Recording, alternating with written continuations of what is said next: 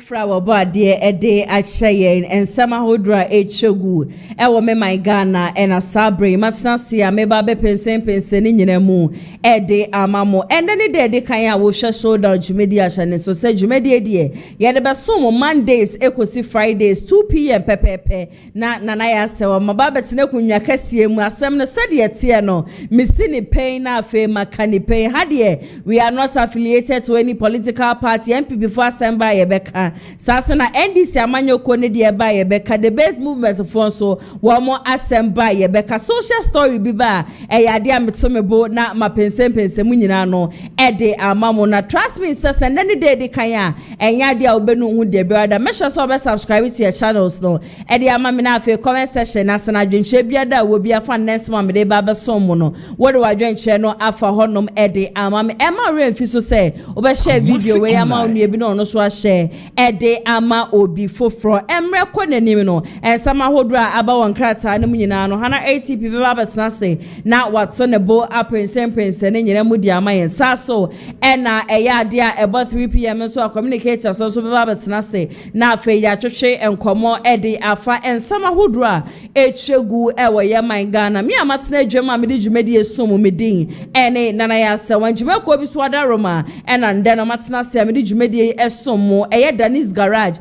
ope Lantra tope Tacoma tope V8 atwa obe pm wo showroom ayade a wo mo kasa hodro na bi e wo hono ma wo betimi aba begide bia me kasa asem we se wo to car no watisika to car papa preko mesrew enkohwe wo bi de bia nam kwanche bebi a wo de for sale abo ho bi no hono ma obeton na ade papa bi nti kasa ye de for sale abo ho ne ade nyina no wo be kom na problem e yade wo ho ba obe pm Danis garage wo kasa ne so de wo titusu se hu ankasa de wo peskra kai bia wo de beye uba ne ade nyina wo bepiemu e wo maso ya wo benye bi e wo no mo machi kwan enye yira kwan kra wo mo kumase asokwa wo mo ni TI amas na edi inhweni wo betimi afre wo mo 0550623377 na one wo mo atwetwe enkomo police ban for so se memfa sankai bo we fe ma mu nyina se mo adu anadwo a mo ba beda mo bebo mo nsa no a empa no wo betena se kakra na wo da benkum na wo da nifa na wutumi shole akra gina mpa no so ne ade nyina wo so wo de wo haw ne nyina no aduro ade aba agese duro no ye fa ni police bam mi eye nkukitu abi agese wo konkomu a wa posho na etutu se ye okotodwe se ye onan se ye osisi ni ade wuti kakra bi ede ye wo nsem na bebi a honom eye oya no wo de massage so 5-10 minutes na pace ni nyina no etutu ekonan se wada ni mu onyu kakra ye mu bi wo honom enche kwa ne ye sasabro ne ade nyina ba wuntubi na anadwo a wonya police bam bi na de massage ho am so beda hatse ya adeche na akukọ bokokokokra enya de a wo beti opedodo na etu a wo betimi akopiem wo misi herbal center mrom kumase na wakọ akotubi wo pe ba akumienu anasem yensa bi hwede a ukọ pharmaceutical shop anase chemist shop bi a eya de a wo benye bi e wo honom 0244582993 ene wo mo number wo betimi afre wo mo edi ese so me nsem mre no me tu fa na makọ ensem andede maboabo no amede eba aba besomum Mimi nde chemu yi ena NPP amanyoko no wo regional elections no ekoso na abapie mu asante mantem hanum se dia chairman no de ne ho kweku apia nyankopon eye na dom ajasa finally wono ena eye Ashanti regional chairman edema the new patriotic party na bra na chairman wuntumi eye Ashanti regional chairman no na ade ba ko adani de nyina ye de bo chairman wuntumi tirishu ye papa ne se ne sika bebreba wo gold ni ade ajasa papa ebe yugu table so ni ade said chema wuntumi obi na no okasa te said asanteman eye ne de ade just NPP party office impo no wentumi NCB amfesi asanteman tem ha na nani pabebre na ekase se nyame ya adom na se kokanya akwanya so ba be regional chairman na ade just koka be ye niam bebre na ade abo the new patriotic party na Dalton Thomas for ni bi kase we ye numdwa we ye kasa we dia wantumi be ye hwemfam wa asante ma just Saturday ya chairman ode no ho kwaku apia owini ya o just obe ya Ashanti regional chairman no eno ada woni eye executives a wo so ewini ye e wa Asante mantem hanum se nyina akohia na bra koka ene wo mu kohia ye nyina no ena wode tu wo mu nyina wo mu enim se eye ade a chesesisi ano MPP amanyoko no se de da ne de nyina ye kan wo mu ni party office wo mu ni party office wo mu ni party office ene nyankopon ada Roma wo mu enya party officer e wo de nyame a obi peso oba MPP amanyoko de party office de na dwenhia ba na se beka bibi kire mpenifo a oni bebi a wodi nani ebekre sa so na wo chese nyame ya adom obi so de asase yantam ebuhwan nya asam ketwa e de ache the new patriotic party a wo mu Asante mantem has wo mu nje na wo mu fancy eye party officer ne no bebi ani a wo mu betumi abo ewura honom akotena honom akwa twetwe nkomo akodi to koka de wo so no ade ba ko ye na ni hwade hunu ye papa ba ne se 2028 nyankopon be ya adom na the new patriotic party ebetumi aba abemu woni Asante mantem hanum se so oba bebe mama na beti so oni Asante mantem so oba be you go de egu table so oni Asante mantem so oba be bia na no akase nkrofo a wo no wo ko election a wo mu di ncho no enya de obetumi no wo ma ye adwuma de wodi ncho de odi nkunimo onu koka de eya de 2028 Dr. Mahmoud Bawumia to become the next president of this country and no any ade ba ko hunya ne ye papa ntu obi ade oni obi a ebeye adwuma no obi a so ma no homode na meeting na no ada wo mu ye no according to koka o se enya de be so hono ma wo be ko so aye se de be ya Asante mantem hanum sei ebeye akono ye papa e de amafo nada ne de nyina no amafo acheso ma be mabu amafo mu ne gidie biom e wo the new patriotic party mu no wo mu nyina betumi enya gidie shonko e de ama party na 2028 wo mu ato aba no e de ama won kame ho ne yenkɔ na yenkotie koka ne nsama hodo de atodwa ne nyina no emfamra sesia se me ye brenya chairman ni nkyerɛ sɛ minim nyansa bia tia no pay ma frɛ ma ba e ba abepɛ nyansa a ye de bebu Asante ku no nyansa a ye de betoto niema eye ama niema ye na ye titu za nko ye no ye be ni ye esi e ka sɛ ye kuwe ebi kwampa de office kwa ye ni bi nyame enchade from next week Monday ko enya office e wo de nyame a e de ba be party office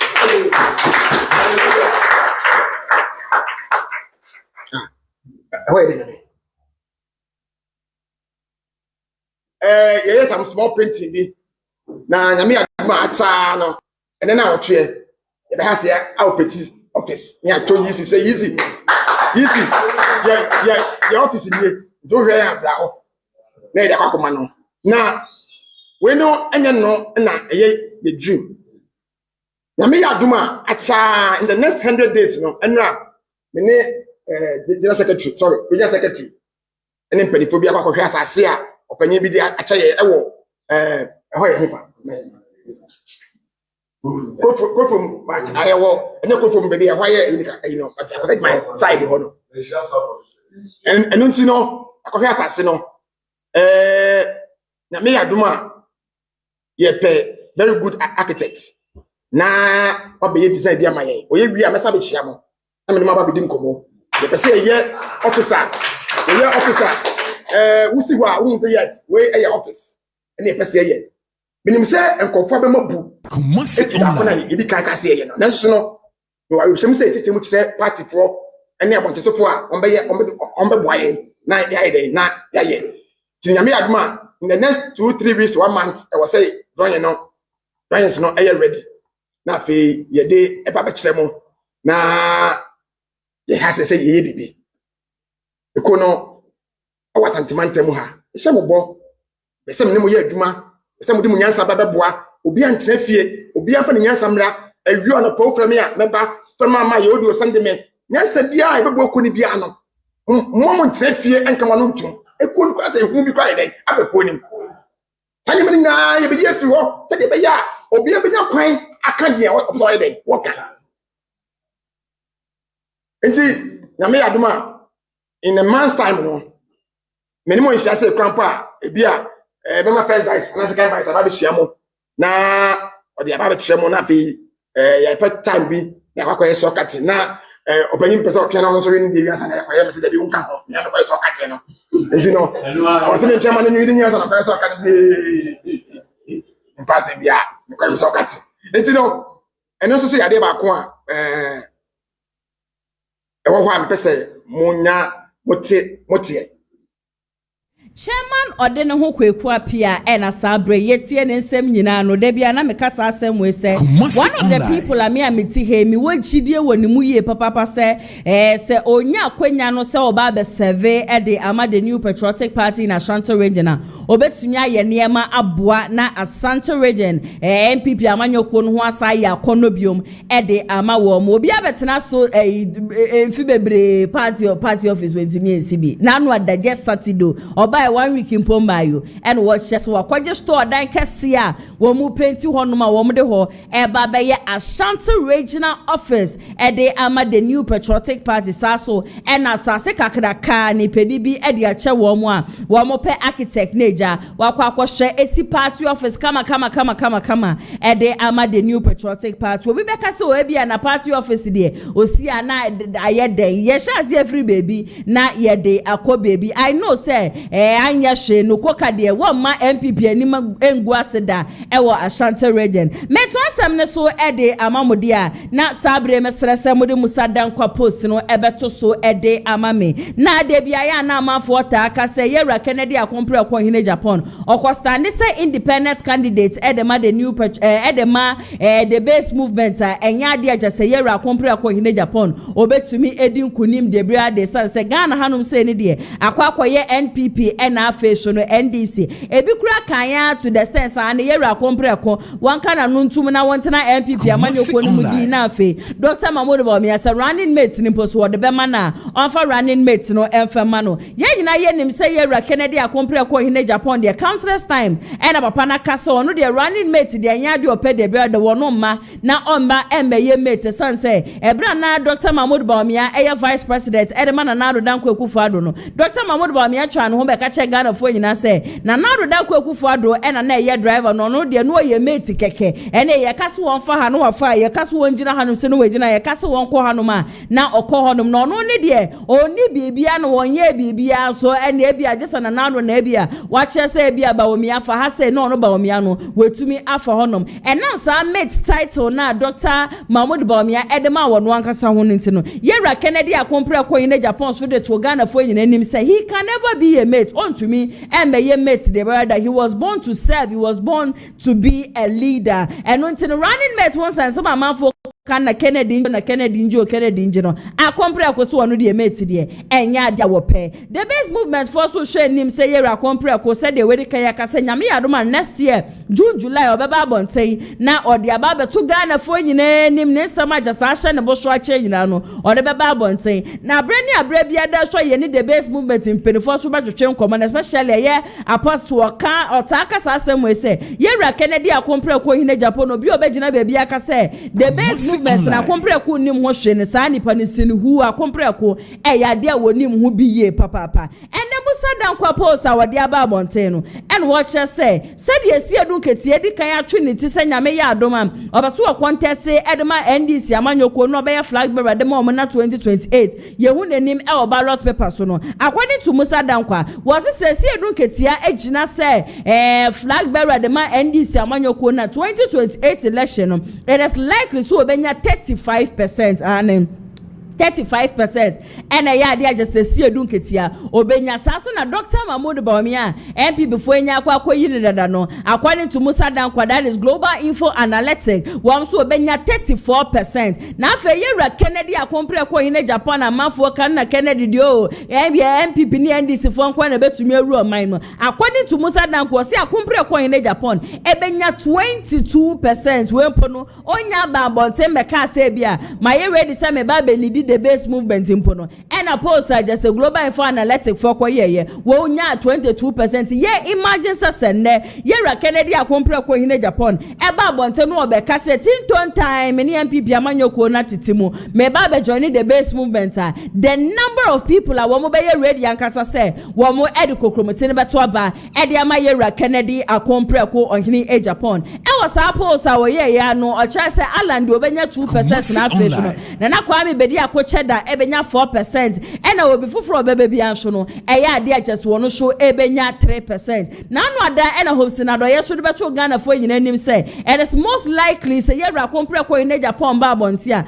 akompre ko and afa Alan Kojo Tremanten wo mo mienu ne be ka wo mo ho abom ye papa it imagine Alan Kojo Tremanten and then yera Kennedy akompre ko in Japan sankrofo mienu we wo mo stepping grounds na ene anka Ashanti Radio ha 2028 de busua enye asam ketwa kra meme kan krofo mi ji yera Kennedy akompre ko in Japan di ye papa ne say baby and ya my Ghana ba bedru ni say ye obi obeboa obi obetumi aba beji o my Ghana die so hono obi obetumi aba na emebu na wo man wo ba bebie ndwuma de ama wo mo dia eya akompre ko in Japan the different candidates ne aspirants a wo mu gine o mu bie no hono ma me ameti hei me wachidie e wo mu chen yera Kennedy akompre ko in Japan. Sometimes people feel so akompre ko is just a fancy talker and a debia no me bie adwuma na debia me bie adwuma sanka politicians are ye wo ye my Ghana nyina no wo mu tumi e bie adwuma even 1/3 of what yera Kennedy akompre ko in Japan na ya trust me say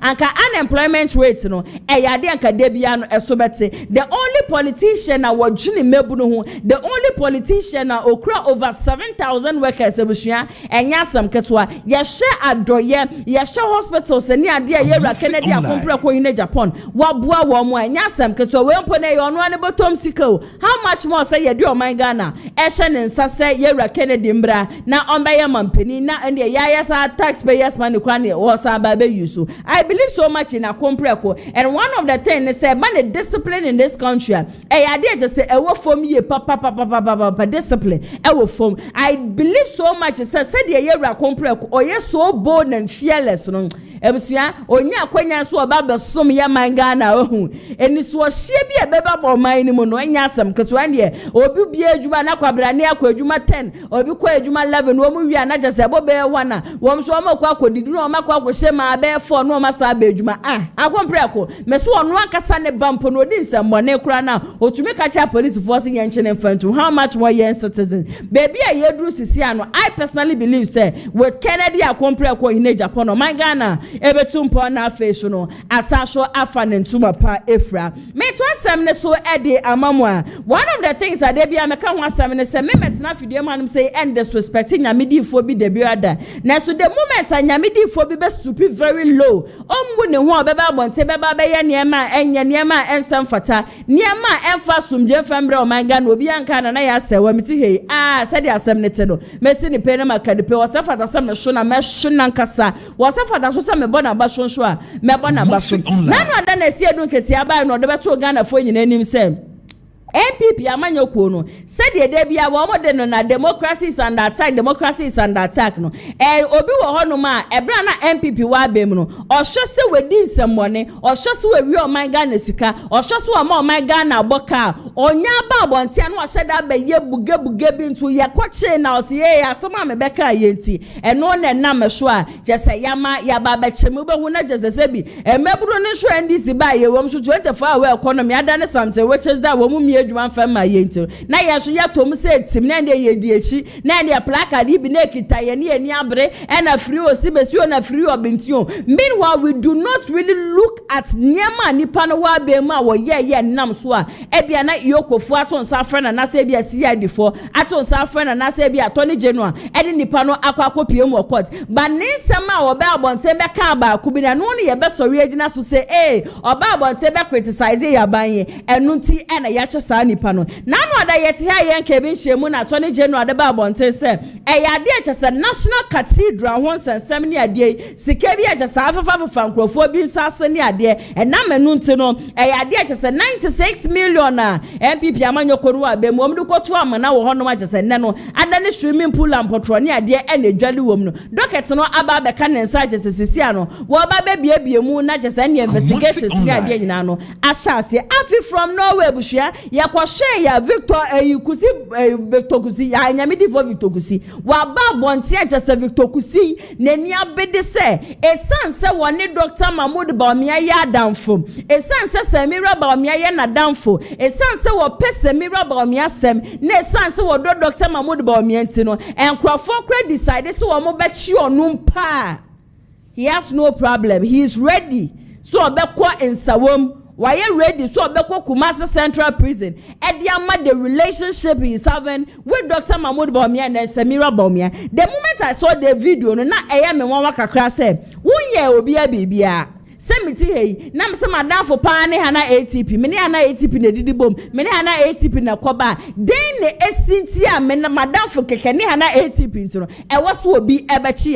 When it comes to Victor Kusia, ye nyina ye nim National Cathedral ho nsensem papa wei ye de ne gyina mu na nado dan ko akufo do na omo ko honum ko bompa ye ekọ kate show de dia so ko ba fom so omo ba besi National Cathedral. Inti nanu ade ya just last week mu honum and Attorney General de Babonte said National Cathedral docket no aba can investigation be shase ni kwesi da na papa we yakwa akonyina actually dey and Bawumia is my very close friend. Semira Bawumia is my very close friend. Even if I will go to Nsawam, even I will be arrested because they are my friend. I don't have any problem. I can go to Nsawam for Dr. Mahmoud Bawumia. I saw the video. I was like, where is this thing getting to? As a man of God.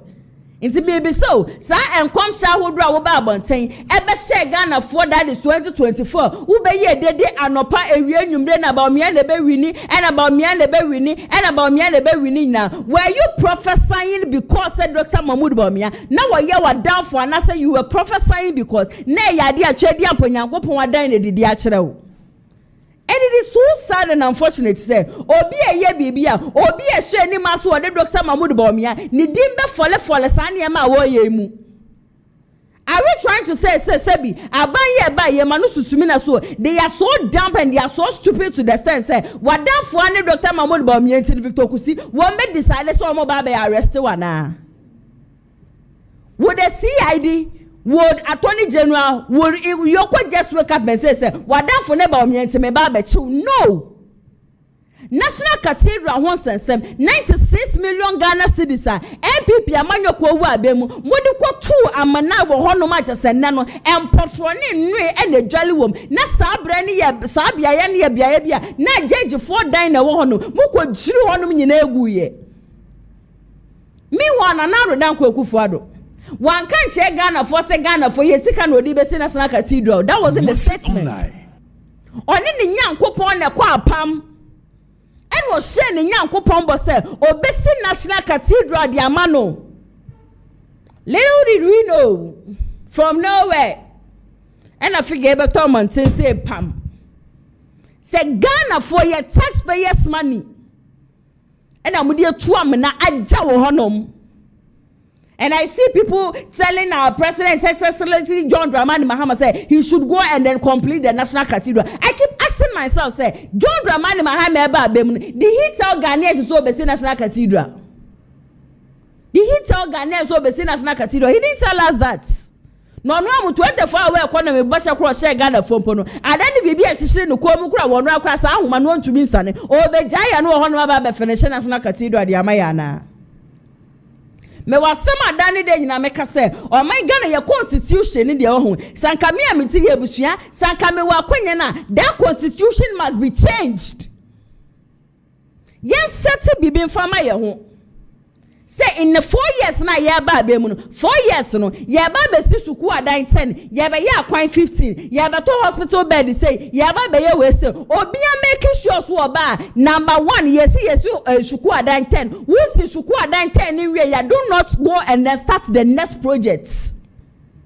Your project be bre na wo hono ma kan rem Kumasi online project which was started by Kwame Nkrumah and the factories ahodo Kwame Nkrumah be see ye nyina ne ye bi sa factories ni nyina wan and na me no mo kase na anu ada for military hospital ho ba asem ya ye rakede dia kompre ko yin Japan na no tesem ya asem no said ye tie ye ntumi nka ya no mfa ntuma ye beka no obeka ya ne se no ho ba atan ya MPP 4 years wo mo pam ne kra de free party ne mu no national ya for military hospital ya former president Kufuor enye nasem kufa preso ton o ebe sinne Nenso afale military hospital sika wo mo de ko shemu a wo mo say wo mo de ko akoye swimming pool wo mo de ko si national cathedral dan swimming pool that money could have completed afale military hospital sa sika no mo de ko tu ma ho no na betumi a complete afale military hospital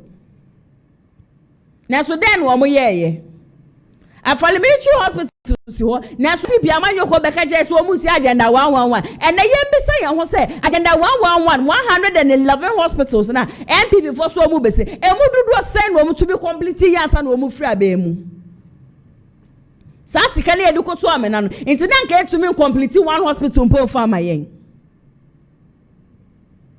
na why sa niam we nyina aspeni a woda national cathedral no na ene ho beba asema you are turning back to tell Ghanaians say because you are friends with Dr. Mahmoud Bawumia no so be konsa woman my friend my friend go and sit down we nyame do for go and sit down you cannot come and then two in foot wrong we national expect say engine tomorrow you know why yes so we yoko wonnim ne antia enche obekwa kwapiem wonsa wo so don't come out and tell Ghanaians say because you are friends with Dr. Mahmoud Bawumia Akodu bonne na so bonne na so wadaya obeja say because you are friends with Dr. Mahmoud Bawumia. And the most painful part is obi a obedi boni bia the Dr. Mahmoud Bawumia din. Obi a waye bibi boni bia woni senche ye ba be che ne pe or the Dr. Mahmoud Bawumia din. And sometimes I find it so sad to the extent say because Dr. Mahmoud Bawumia at a point he cannot defend himself so well because senko obi di boni instead of senka Bawumia ebe she nipa ne ma ka che nipa the place say do not use my name for this thing Bawumia will keep quiet ti bibia no obi ade Bawumia di ko obi ko di boni kra na Bawumia.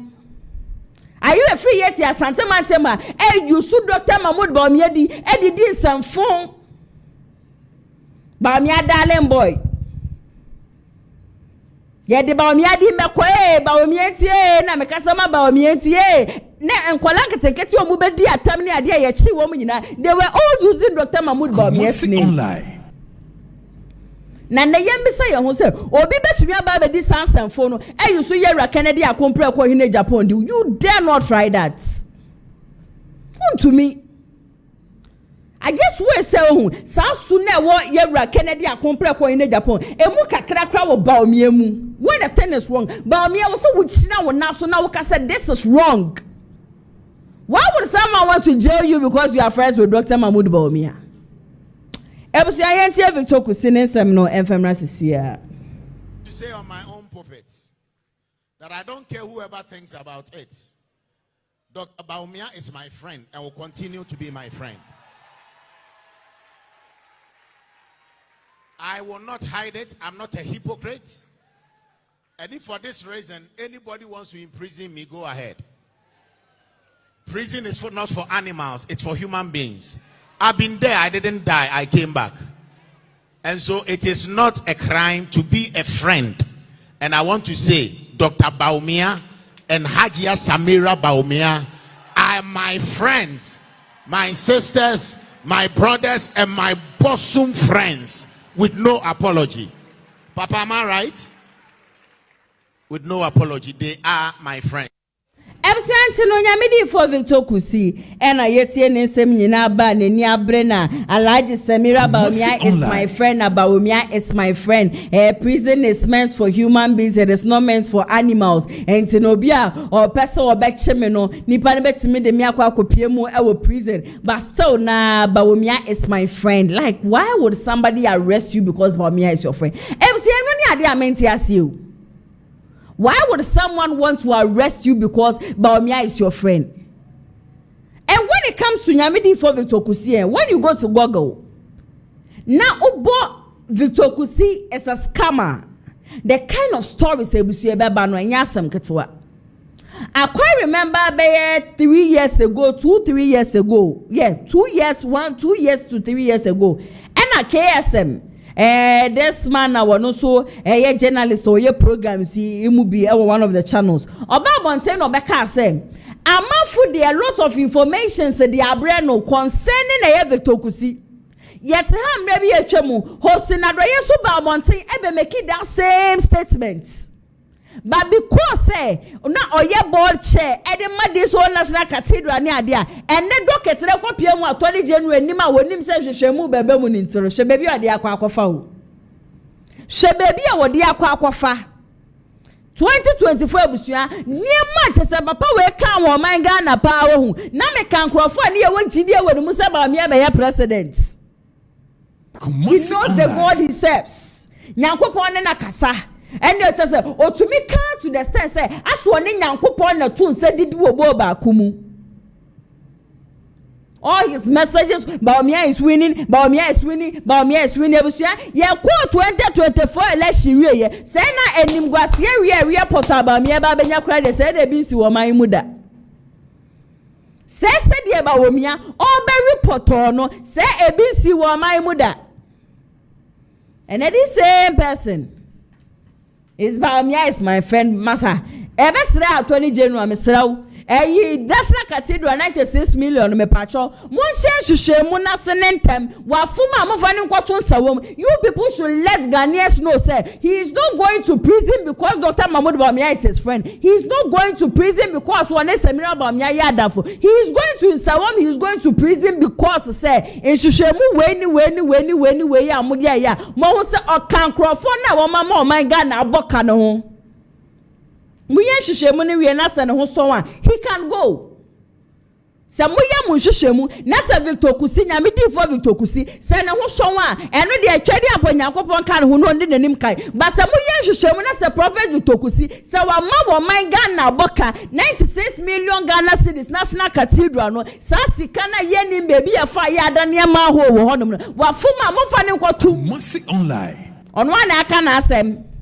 Or say Nsawam is not built for animals, it is built for human beings. Into one rock or demu be a one chain. Chama won't be cry or dinner sasa keke cry, and more this will be your mind on cry will try 20 years. How much more will be our more my Ghana boka? How much more? Na Bawumia madam for na Bawumia madam for na Bawumia madam for. O boni a wudi ya sabone na do be kwa bonsam jeb. Madam for new shuffle. Na me di bone na temu da aba na me ko bonsam je ma. Me ka se madam for new shuffle ni dwede aponyankopon. Efa me ko heaven na. Spare us. Enough of this trying to mind games. Sasa mo somebody Ghana for ya no. Then time politics and they yenye ne sabio. And the Ghana for ye nia beda ho Ghana for ya beti nia ma se.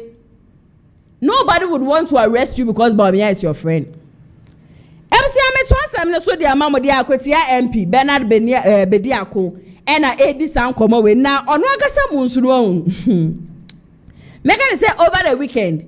Next story be action and there say Nyamidi for be Reverend Kelvin Kobiri. Yeah, one also make allegations be Eddie Etia Honorable Bernard Bediako. Now when Bernard Bediako about Bontia one also Eddie respond Abba and Sama Vitokusi Eken or we and they respond and show Reverend Kelvin show what they another respond the man say yeah was so for be one my bonny as so for no. And yasam ketwa nti ya no amde nyamshom de akata wo manini wo maguveo no am kita bible na ne de Jesus cross bi ebusua eda wo mu komu te se de bra ne yakwakoba Yesu Kristo asondia mu no wo mo na wo mo tame cross ni di si wo mu tiri so ede kopie wo bebi ayebo Jesus Christ asondia o se boni asha asofofo bi tiri mu ma. Most of the pastors in this country, one way scammers, one way fraudsters, and the into the moment I want to say one to about better pay, no one pobi, no one who are battalion and idea, and they will talk to see the National Cathedral and semi debusha, while to be at the Aman in the year, Papa measures over come on Yako, not Yakoti, and some way in idea Basia. Names and take advantage. Yeah. Because one year, oh, you suffer, or you say. And you see a binum de nam quite be so yani amaku dear Bonepa. Mother, eh? Dear Reverend Kusibuati as a working, you're not the end worker. Near working. Yes, I live in elementary practice and fa. inventory tactics or said that the pia koche baby send ye be bi onim se bibi ba eti bibi kunisi a the Bawumia nti na free kusibu atens na be na sorry ehifo na be because of Bawumia nti na MPP for sorry. But you see, we are waiting, and there will be new post attorney general. Oh, fee, my only comment be baby regarding. I'm on some platform with you, and the comment main kind. It's interesting. And can you go to cry? Obiara with disika ukruma commander. That's right. Over $90 million. Adeng. Any amene. $96 million. Adeng. Any amene that way. Now, oh, but you see, be all kasa na refine. So do we also say okay, nice what am for dinti na na ohihye nkomma no so be wi ni na na. Yes. Na nyese onyame anu nyankopon na aka bi a kire. Na dam for dinti a. Yate. And almost so dey omho ato no so. Yeah, but I can assure you, make National Cathedral 7 commander. The tian ma command. Yeah. Say how? And you see a serious near kind say ya boka hill. Debbie. Yeah, anya cry, yes, $90 million over $96 million. Ashe, a good. Ya maya mesika say a breson ye Syria. Baby, a beko akwa hwehwe binim say baby a Yesu na hencha ye de share no a bra ye be kuno baby e da obi ebe kire yen baby nya so ono de bran you obe kire yen ono na adwuma so obekọ akọcheche baby a niema ne wo ni akwa enu ye ma ne $6 million. Commander, Cathedral several $6 million. Enya so kofa etena edabi enya so no de bre o ko said that go ta eto ha etimo konkofa I don't need $6 million. And some year can say ya asa agro ni obi ageko enti yantimi ansi no wanya nkokyere baby o this kind of say so e be daba ya be daba eko na tara no de gu ni ko no akere so okay no mo fa Jerusalem achi ho a and that on wawie na adwuma and only $6 million. Ya tam dia ma no ne ya tira carpenter ni no de da no buy no send ye hia that one ba ko de ato cathedral ho no akere so okay e bi da ko fa Gethsemane ha say na obi who said that usane eye Sion for hona ba ko da ho nkofa enye so no fa bran yo wa kire na adwuma sa $6 million.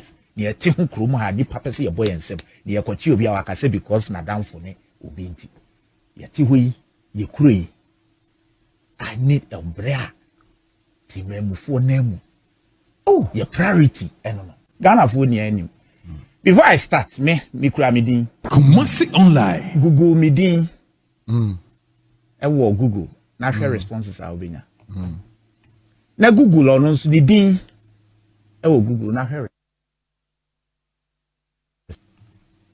Google ni din keke.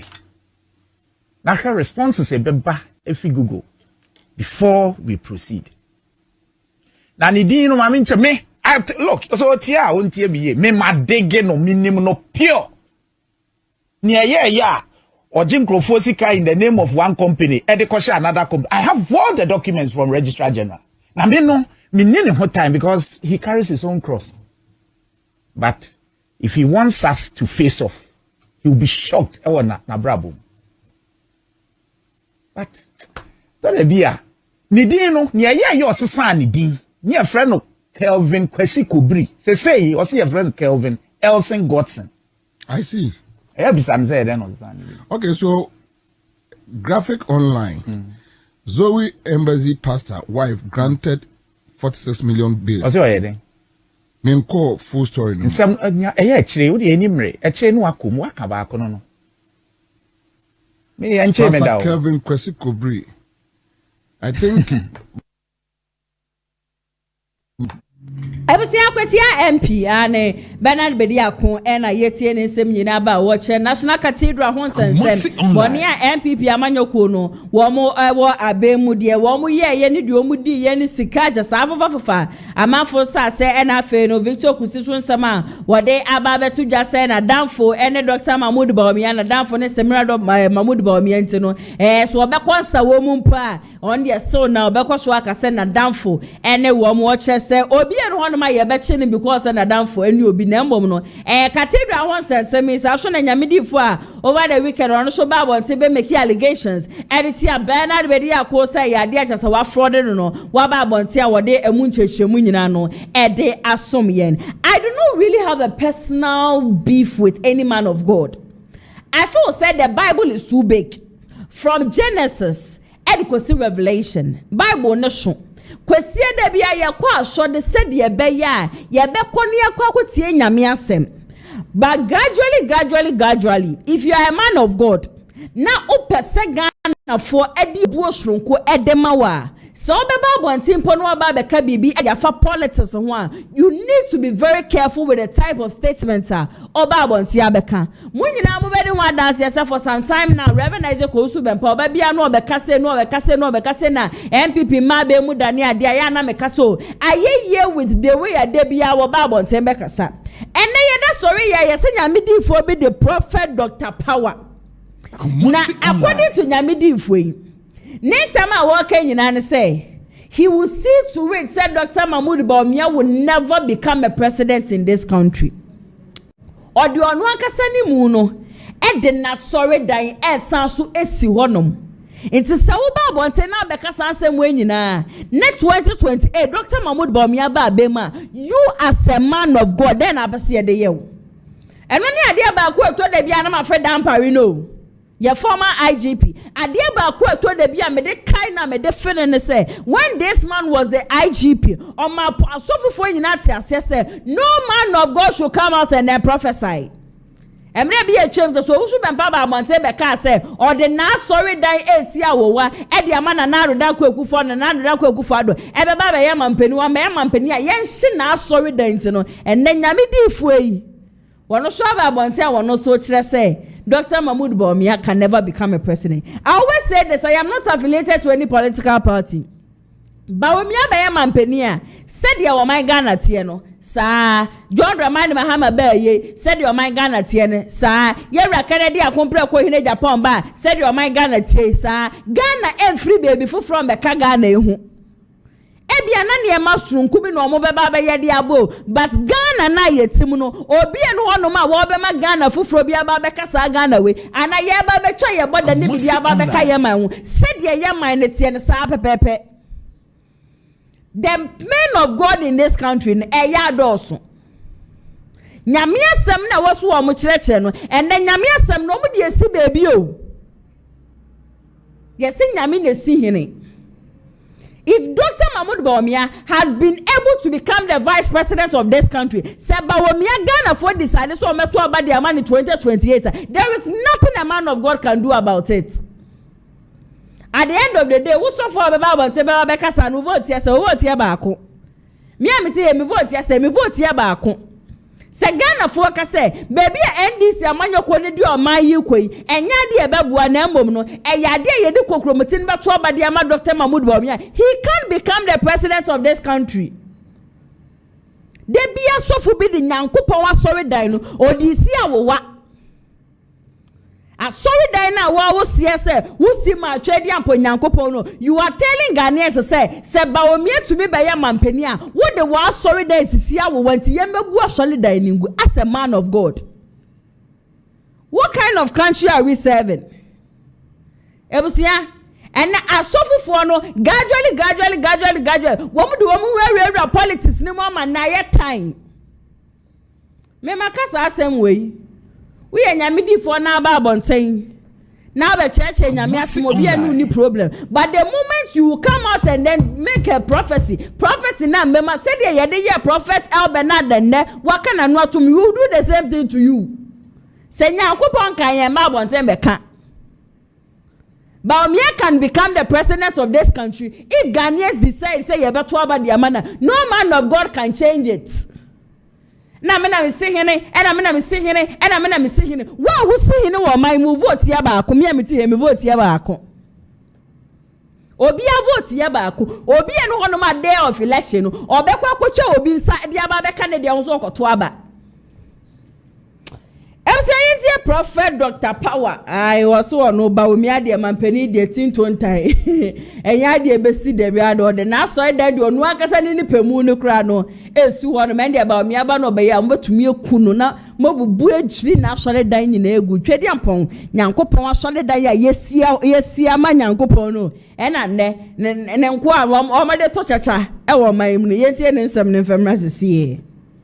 And then it's 15th of August. Me jina ha declare say nya dia Dr. Bawumia ebeye president e wo Ghana akonya no so enne ya chena 2029 ensida say Dr. Bawumia etimi beye president 2029 ya me Dr. Powerman as I said mon fa me nkwa Kumasi online but ma sorry line etoso because soon Dr. Bawumia entimi embeye president 2029 Nemom MPs ne de bebre na benwini MPs a omoya MPP for ne de bebre na benwini NDC for bebre belusu omo seat yes NDC for MPs no bebre belusu omo seat but Bawumia so be the president for Ghana 2029 there Debbie me be can say 2028 no election at the channel say engofo antiase because akonya no dasukuta NDC. Na sa akonya dasukuta NDC there. And then there's no election because election plan for so be anya day. Ne so say be election. Because anya there ya to aben na NPP beba power. In that day na kayam fa akonya no ma NDC for 8 years na after the NPP for abeye campaign. Because Ghana form kind of crap. In message we mo enko wi asa fa na nyina. Say me Dr. Powerman me say anya there Dr. Bawumia ebetimi abeye president 2029 na dia tie nie enkofo bi wa Dr. Bawumia camp akwakora bi a friend of spiritual president was your prophet by me meaning because society soon ron come bi spiritual president in yasofo o ka ho bi na Dr. Bawumia ntimi be president da because of the religion Kumasi online personal attack or the yet nyamiduma by fact religion personal attack in nyamiduma and because of that spiritual president in Dr. Bawumia ebelusu second MPP from penyamidi phobia wa ben na under the case here that MPP party no so odinphobia fa no odinfo kobnata wia no church of rabbi ewo of anko wa to me party no enti no mo mpe odinphobia na wondane party no case no da omo so enti akase yankoma oketechie efrifa ko me hunso wo him frag oketechie efrifa me hunso wo him frag na me hunso captain smart so him frag awrade nhwa Ghana ni bebia na ye Ghana ni bebia kase me chia bro kase e wo Ghana nyina nso MC Prophet Dr. Power ena yetie ni nsem nyina no aban me say na nsem ne de obi anim ade we kra nya de wo say ye say adaje wo hu everyone knows say baby and MPP aba bedrip a lot of people still feel say Dr. Mahmoud Bawumia has become the vice president of this country before and a lot of people do not really have that trust in Dr. Mahmoud Bawumia. People don't really believe in him ye won krofo aye nim say as time goes on ne ade no wo madwen ebesesa when it comes to Bawumia, but we have others so one they still feel say no Dr. Mahmoud Bawumia as president there no ni ade into the so people want to know because say Bawumia will not win 2028 election. This is not something what say ye man no ye hu ni ade. After this me say if he has been able to become the vice president of this country nothing can stop it 2032 2036 2040 2044 2048 say Nyankopon na ahede ato honom say Bawumia be mampine he will become the president. If Ghanaians are going to vote December 7th and Ghana for decided say we all would vote for Bawumia 2028 they will vote for him to become the president. this is not something I say. Nyansen ya software wo my mase. Mo de hu bi to Ghana for so ni ade nti we ya waka ne sa na so de ba bi en ho be kwa to ba de ma Bawumia. De bia no me we MPP no, de bia no me we MPP no. Enkosi da ben.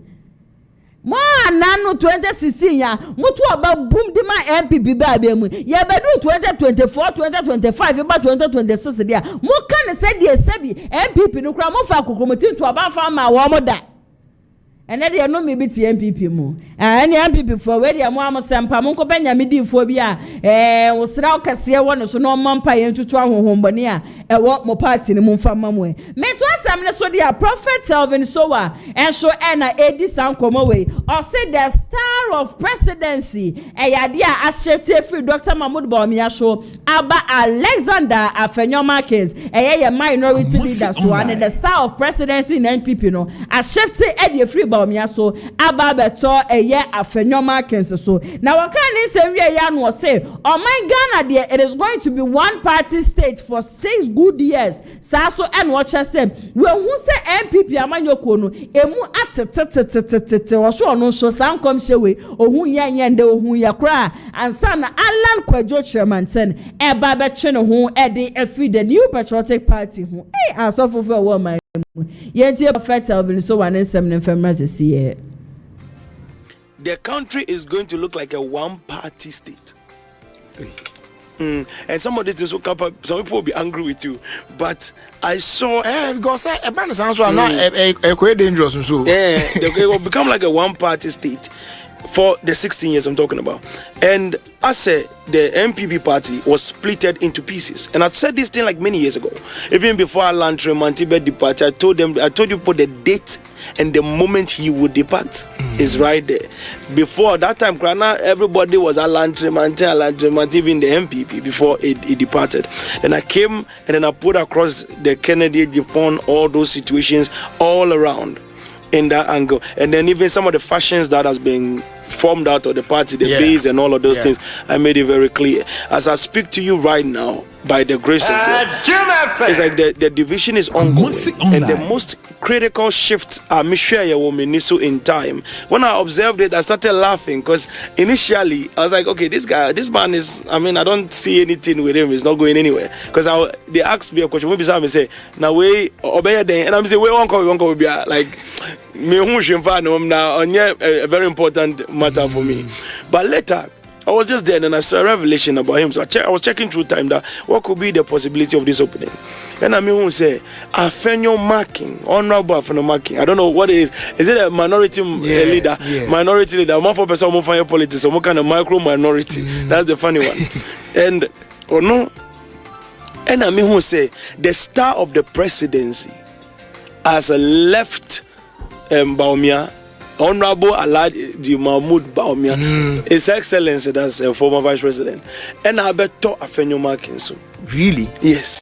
Prophet Elvin Sowa ena yetie nsem nyina ba wono so de ba ne nkomhyem wo ya de ye papa de bia wo bibi ka de bia nyankopon da bibi edi ere kye ne nanu ade ya na ne nkomhye bi e ba ye ne san nkomhye no to fom ye na ndie wo kope ni be bitina ye blasters e beboboy wo ba ye na blasters e bedu quarter final ne ade ena 1110 mafu twa bet e buhye ko wie kye no na kyesa mafu aboke anyasam ketwa this time ne de fofra wono so de abano no say ya de achese nano de the star of presidency in the new patriotic party free Dr. Mahmoud Bawumia so I shift you all the way to Alexander Afenyo Markins. And I remember very well said somewhere last 2 weeks mo honum may I show down me the video be so man na Afenyo Markins during one of the interviews or one of the sister stations where ye bisa so say ne Bawumia ba se o me running mate ya de obeba be ya na e no ka say there be running mate do sere ye papa ba say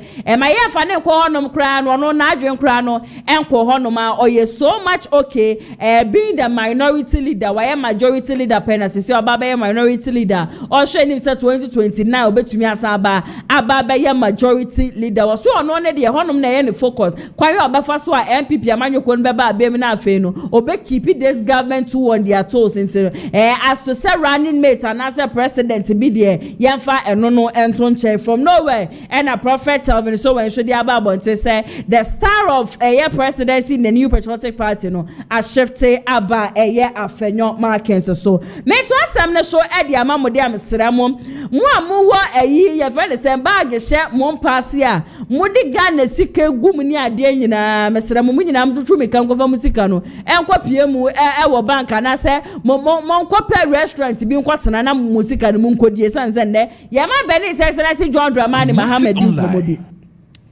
according to your president Oso my Ghana ye currency eye cedi na ye di no ye di ache osi ye di ache na Ghana no wudi sika na be 10 years one wo mu twa fake money na ye friend counterfeit no and one wo mu twa no at the end of the day no wo mu to me nya more vem ehun so okay this is the type of money I yes spending to wo mu twa counterfeit no wo mu chegu manya asem ketwa na this time ne de esan se Ghana ye sika ne ye di abe 10 years ni ntino wo se Ghana ye sika ne yesesa no according to your president o se yesesa no na we ne de onim se Bank of Ghana Wamo keka niema sisie ni keka niema bubu eni ni ade ntene mrepem no wo beba abonten aba be kama Ghana fo nyina ate ase se Ghana sidi na yedi no ensesaye ebe mo sesaye no aya na ehuhia enti yesesa no every 10 years ebe ma won a wo mu tehwe counterfeit no wo mu bejai wo bebra ansa no obetumi kura no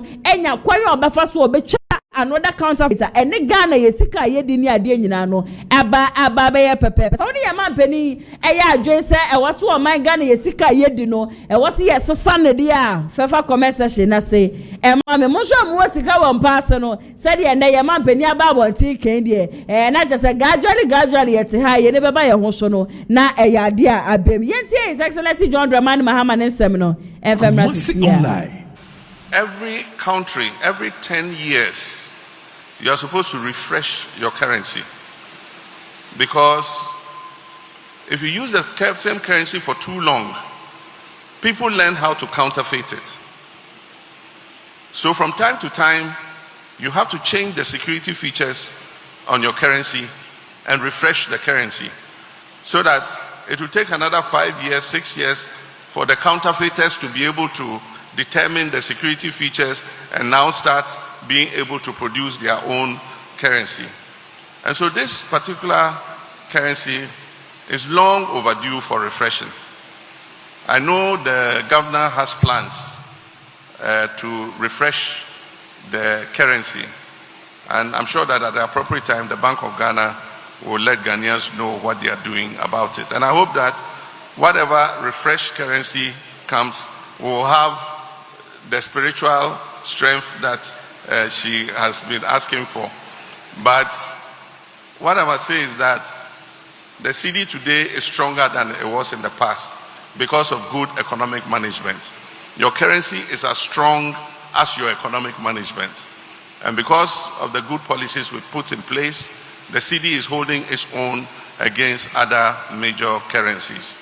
And so we'll continue to make sure that the economy bolsters the strength of the cedi. But like I said, at the appropriate time, the governor will apprise us of any plans that he has for replacing the currency.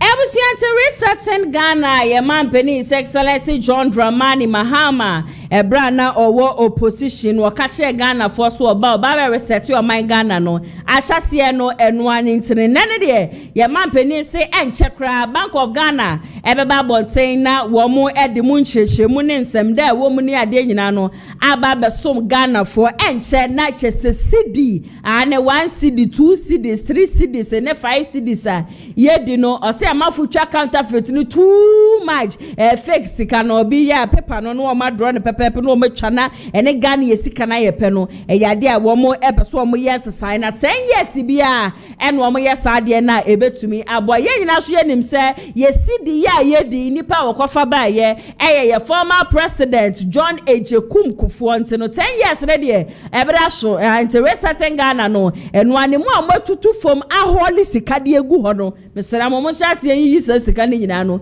every free phone bo na mo famre mo be chebi maye wate mo chebi maye ne ya shase ndim fambo amo ante se bedrum bre mi na sika ni nyina no wo de ya hia enye yeyo ye ma pani so de waka ne de na chese enkomo ya de a chese ekoso meto asam ne so e de amamo dia one of the questions anipa bebre na ebisa ne se yewra Kennedy akompre ko hine Japan ogusho wa MPP mu anase wonye MPP ni biom enana na bantema e de anu ye de aba se yewra Kennedy akompre ko hine Japan na wono ni nim no woni ni didibom one ne kwaba na enu adakra no wo ni fie ni ade nyina no o se yewra Kennedy onye MP yewra Kennedy oye MPP ni mo fanche me akompre ko hine Japan is still a member of the New Patriotic Party as to time I was share na woni ni di nkomo ne de akompre ko njina bebi anka nche ne se ya de a watch ne ho e de free MPP mu ana se on che ne ho fan free MPP mu eno ne ye bisa ne se ne se de wodo akompre kutu no wetie mu ne ade se ne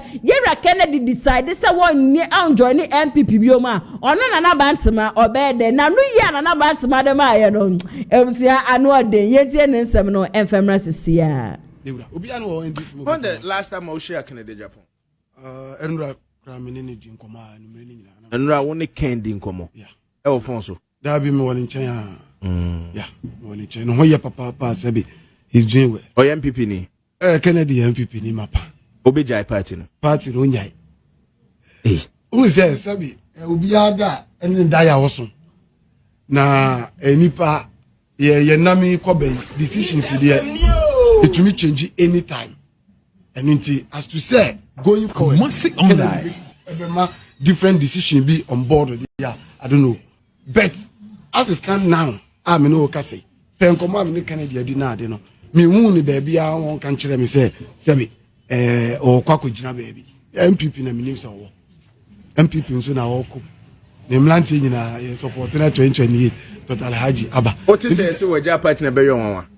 Ne nwanwa de sabi baby a Kennedy edu amanyosem business ene baby a ne personality ni nipadua ana nipasu edu ewa blabom no sa ade chena Kennedy say onye party bi ma nana blant ma sabi me nya 40 years me to me e ma ne nyam nwanwa bebri say onye nim Kennedy Japan Kennedy Japan cheddar ene Alan Kojo Chema you nana bantima wadi Kennedy from day one. Will you go with him and as Robert Nefie?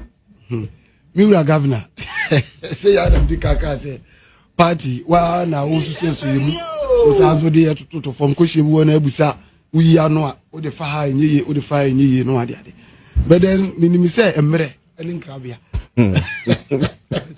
emre nin krabia e be chire san say Kennedy ya me godfather party no no bia won godfather no na me som no na ade politically but o china bi no say woni cheddar ni we na ade off Kumasi online which I mean no minjindi na so say what take it but it is 85%. Yeah. That one I can tell you.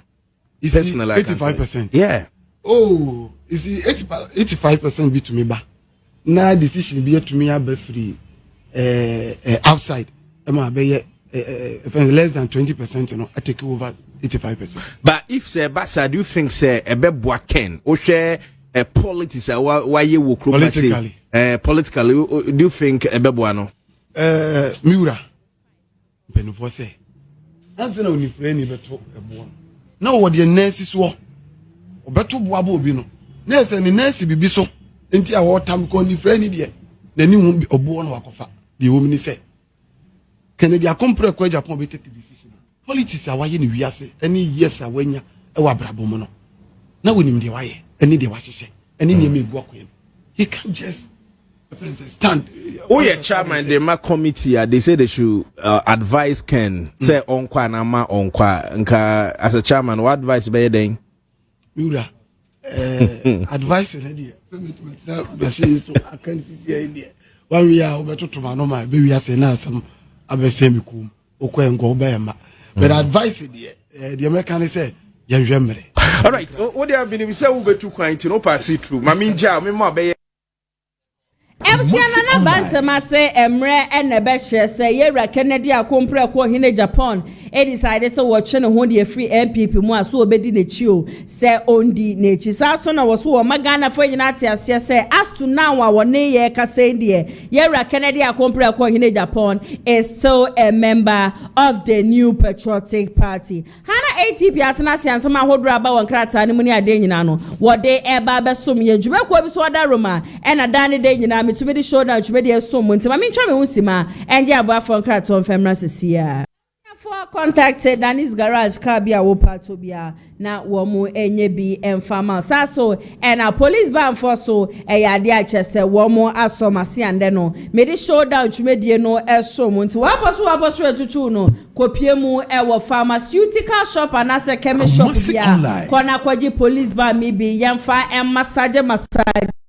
na pace ni ade nyina no entutu enkomo so mo ba ne dudu etu no Messi Herbal Center ewo honom edema wo kopie mu omrom kumase a wo benye bi 0244582993 en wo mo number obetimi afre wo mu edi esiso ATP mame mo akwaba na ya se wa mejo so a bibia abokode yesu adumo na nso e obade adaroma eyade amenso me ho ye papa na nne no ensemben ena aba won krata ni okay next Tuesday in 70 bebre na ba won krata ni mu ye papa 18 no mame for the chronicle and for my tie for ni ahwefo adane den no mojebre etie yen na no be pie mo krata fa etoso mienu ekọ ne miensa so no ma na ese yudwumbo ache ni foni eda na wo hwe ni musa Yakopon bo no ene beba ba ye ochorofo pani ede ama MPP amanuko no na ene krata yi abohwa mane se ene anu ada na ase na woko MPP amanuko no ma no mo mla bi e wo ho no ma ye bosumi bi ya no mo twesika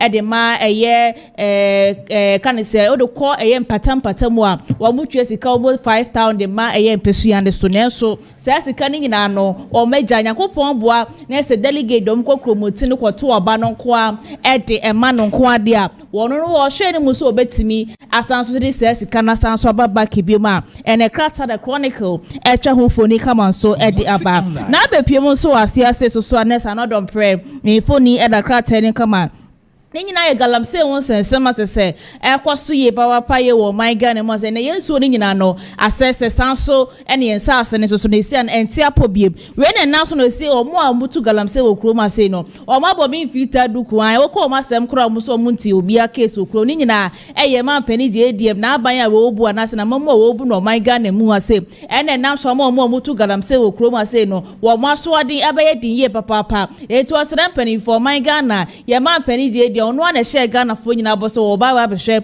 na watu ase edema na ehwe se de ase akam jana shemu ye papa ese ano aye de wo sra baba sempani fo elfo mo nan enfensi fo me ne kratai eboho bande enso wo ha wo be pie mo so won che mu ase so a na se ND samani ko no maburo na mo wom no eno mo se no mo nyina do mo ho baba be jim galam se na eja wo matimi a fight ye baba galam se no eto atimi etwa wo man Ghana mo se ne kratai esoso etwa wo funi kama so the about the Daily Post at the earth was so and so be pure krata fair to so miensa ekoni nsiane so a na se man pani JD abni foni e da krata ren kama oni esi ano what is sikapudu aye 10 billion US dollars the baba be share eye dwuma yes o my Ghana ye di no was said be ya enwuma betima ba o my Ghana mu was ne etimanya so for so no my Ghana etima for ne so ma perfect krata yi etwa ho foni kama so e de abasanso ne esi di no was ye esi na esi sem kakra don ene krata Daily Post so etwa ho foni kama so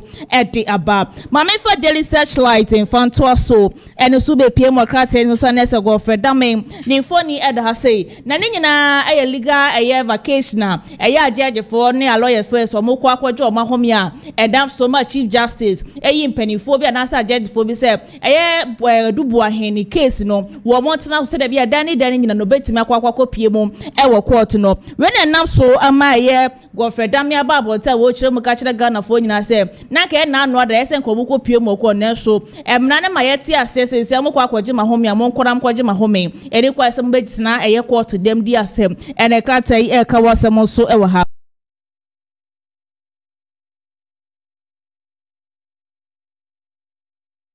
hwehwe krata etwa hofo ni kama so e de aba so on won tia system de bia de ade be chia de be sabia na gold boss ka yira free mu ade be chia se mu face problem we wo se yes amijan fe ni MPND samanu ko no mom na botin na mo be chire mu ye e fama wo mo a ene kratai ebo ho mane enso e wa sesan so ene ye tanker drivers omo my Ghana mo asefu tankers fo no ai wo mo se nyakopon bo mo do mo dade a onya do be kwakotena ka anima so mo sti anima tue se oja wo mo kwakwa kofu tanker na so mo de eye omo ye adwuma ni nyina ne se ba bibia eye kumase ase kopie mo ye kumase depo ho no ma ba bia so mo do mo ka no ekosi no so to aya ne kure na mi anim ne ane tan ye papa mo se hunidi afa na hunidie ebi no ho no mi yetre se no mo do mo na de nyina edi egu for men kraten so eka wasem so ha so no okoboy na do ada kopie mo nkramatema ekoye ni gisem ye papa ye edema na enye fedi agre ko chairmanship na wono no mob enetimi edi nkunim ho no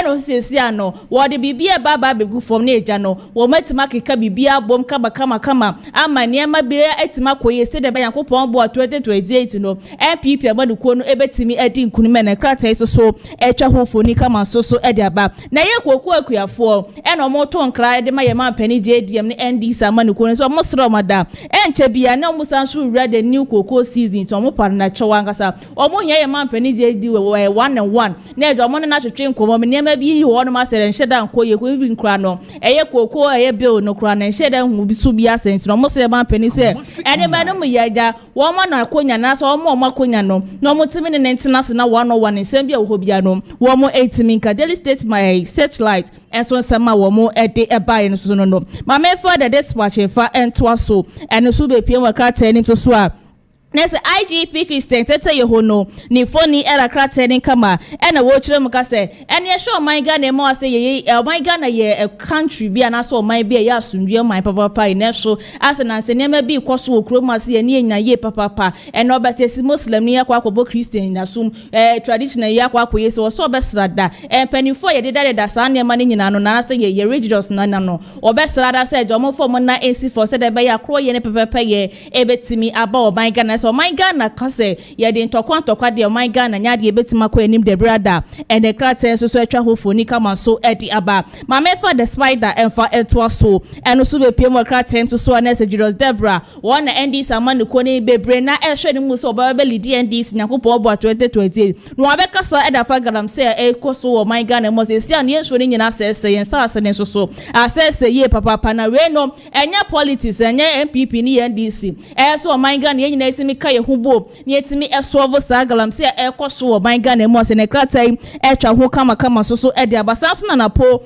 eso ni foni eda se na kratai ebo wa mane se ebom se na po enfuso bebre na wo na po hu ye papa na hwe ba na santimante ma se de bia da no na ya de na po otimi etwitwa de asantefo a ene kratai the spider show etwa ho foni kama so ede aba but the national enquirer ede etwa so ene so be piem ase so na se fuwe tanka form ka se no mo na de nyina egu form no kratai kan wasem so e wo hasesan so ena wo kopiem o ye da mine district district one ma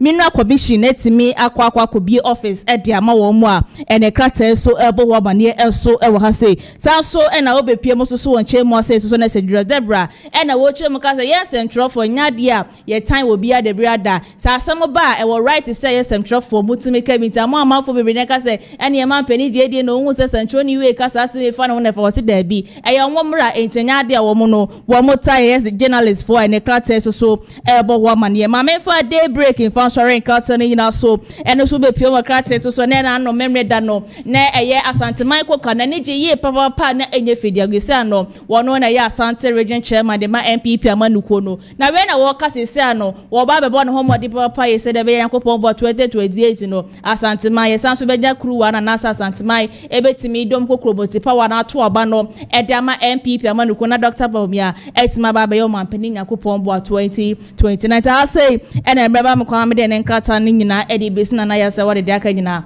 e da beto aso de ma yeti for that de nyomoje bre eti Kumasi Online TV TV and face of friends of KT nana ya se ba. Okay, ATP ya better was see papa sense some hodro about nkrata ni mo no wodi ni nyina no asom yen. Communicators for today so I radio mobile betina say na ya twetwe enkomo na before answer na mama wo mo so akwa aba no Ibrahim Ali na edi nkomo we no obisa say what is the essence of the new patriotic party going to select executives and was no part they woni mfa so bi e wo so say MPP amanyoko ni abrese wo mo kwa select executives na mo go select wo mo no e de be mpa na mo de ba be 2028 so far as Dr. Mahmoud Bawumia so remains the flag bearer for the new patriotic party enya dia party no ebetumi aba bem nti sa party na ni abrese 2028 on be so mo di nkonim dia e wo se wo mo e drop Dr. Mahmoud Bawumia wo se dade de nyina ya na mafo ta aka se oh na 2016 kura no MPP amanyoko wo mo bo eye ye mampeni excellency John Dramani Mahama from Frama and also na nya asam ketwa also nobody can compare 2016 election to 2024 election. In fact according to him no say John Dramani Mahama oye no homework ye osiesie ne hu ye nunti and a Ghana photo about Edman but when it comes to Bawumia dia not yentie Ibrahim Ali ne sama hodo dia to dwane nyina no enfemra sisia. Yes, but I want to send a strong message to them. A very strong message to the new patriotic party in the Ashanti region. I think that, I mean, because you are going to elect your executives to come and then, you know, to do what? To come and do what? Executive is someone be prima when be president of Ghana. Someone be Emma Dr. Mahmoud Bawumia president of Ghana. Ada in Ghana for seven previous yengini ana ye gapshi na nyankopon de ma no ye yusu ama problem ano no ejuma ne de o metimi ya ma de achi but if Dr. Mahmoud Bawumia ekoso eyo candidate they will go for election 100 times and lose 100 times. That's tack of say womodi Bawumia body emwa womo party no. And so I've said it on several occasions. Say, mo person we headway, not party no ya kono. Na obia epe party no preso obedon party. See the net kanena. They should change their presidential candidates. But they are making a certain argument. In 2016, for instance, JDM in 2016, for instance, JDM won. Sebi he lost by about 963,000 votes. I've forgotten that 950,000 there about votes. And you know, at a point, it was as though they are writing. Kumasi Online. No lose by 950,000 plus. Has won the biggest in the history of Ghana, a whooping almost 1.7 million. And see, I'm hoping they say once John Dramani Mahama administration 2012 to 2016, you can compare that to as vice president of Ghana from 2016 to 2024. And I'm 2016 to 2028. You can compare the two. Co-president John Dramani Mahama, say oye mistakes in kitchen video in the first term. But the bambodin bar, what to me a born whom pa na enya sem kitwa. Bonza Ghana for so de akofo ado sha ase so wo pra be mampani nyene wa bremu ache wo ye ya so be mampani at all costs. Now share all the promises our promise here. We are moving Ghana's economy from taxation to production. One constituency, $1 million, one village, one dam, one district, one village, one dam, and all the promises. I mean, there's some dead and about me asking the ebe war so. Tonight I say, you know, so no one who say, oh, your president be obeti me ababe we nyina and yes sad agie ewo, you know, President Mahama hui. Obi ashebo say your dollar na ye for cedi 20 pesos no be president a. Wo beti me amana be $1 1 cedi. Nti na dan entreke say 419 and omodi eyeden eji itumi no efri John Dramani Mahama ho enti omoji itumi no efri John Dramani Mahama womodi share omon womma omomretie be se omombu oman no ehwo na Ghana for share ase se omo no omo hu say hey Sana deɛ wɔn ka nyinaa no ɛyɛ intricate bi because wɔn sɛ bibi a obi a also bɛdane Amadonna yɛ 1 silver na afei 17 Ghana cedis. We say one constituency $1 million. Me chrome sampa jama no for kra not even $2 ni jane honum.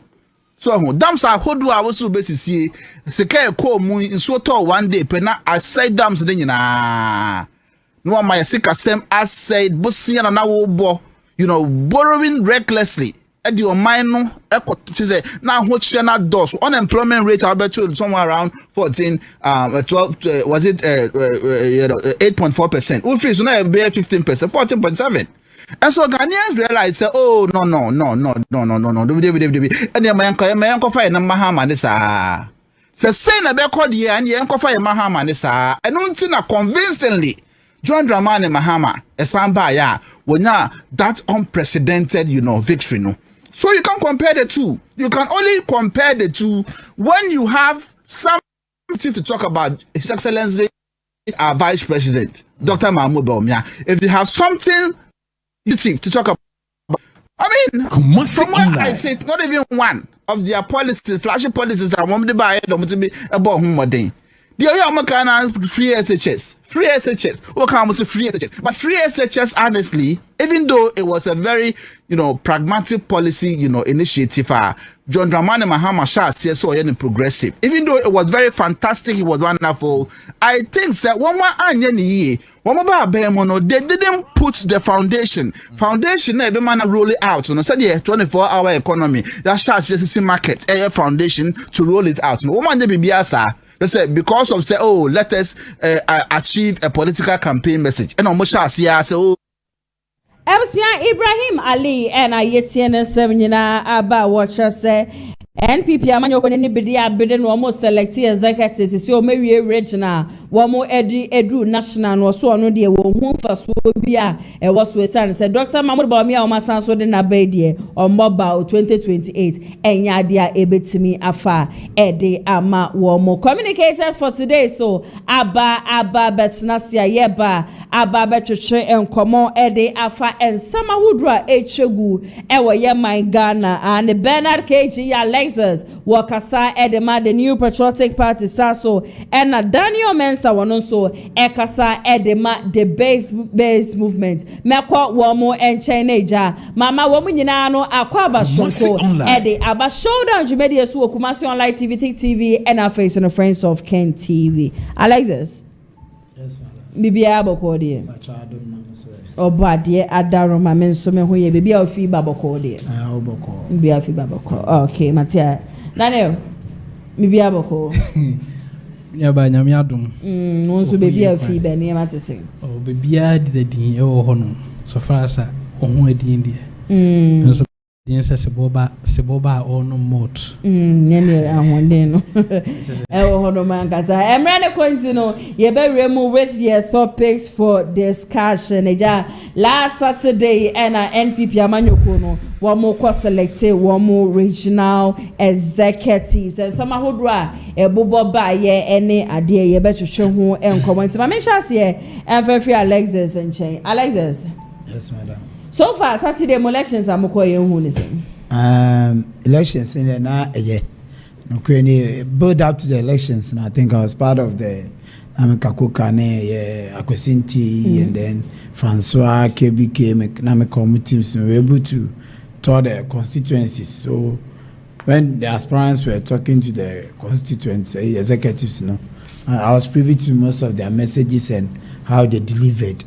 And I think it was good. It was a good build up to the election itself. Actually, before the elections, you've heard some comments from people, certain radio, TV, whatever. But then we were focused on the election properly because it was Asante Mamuno, Ashanti, which is the heartbeat of the MPP. So therefore, we had no choice than to elect, give yes to the proper elections proceedings. I don't think any of our people breached any law or whatever with regards to the elections.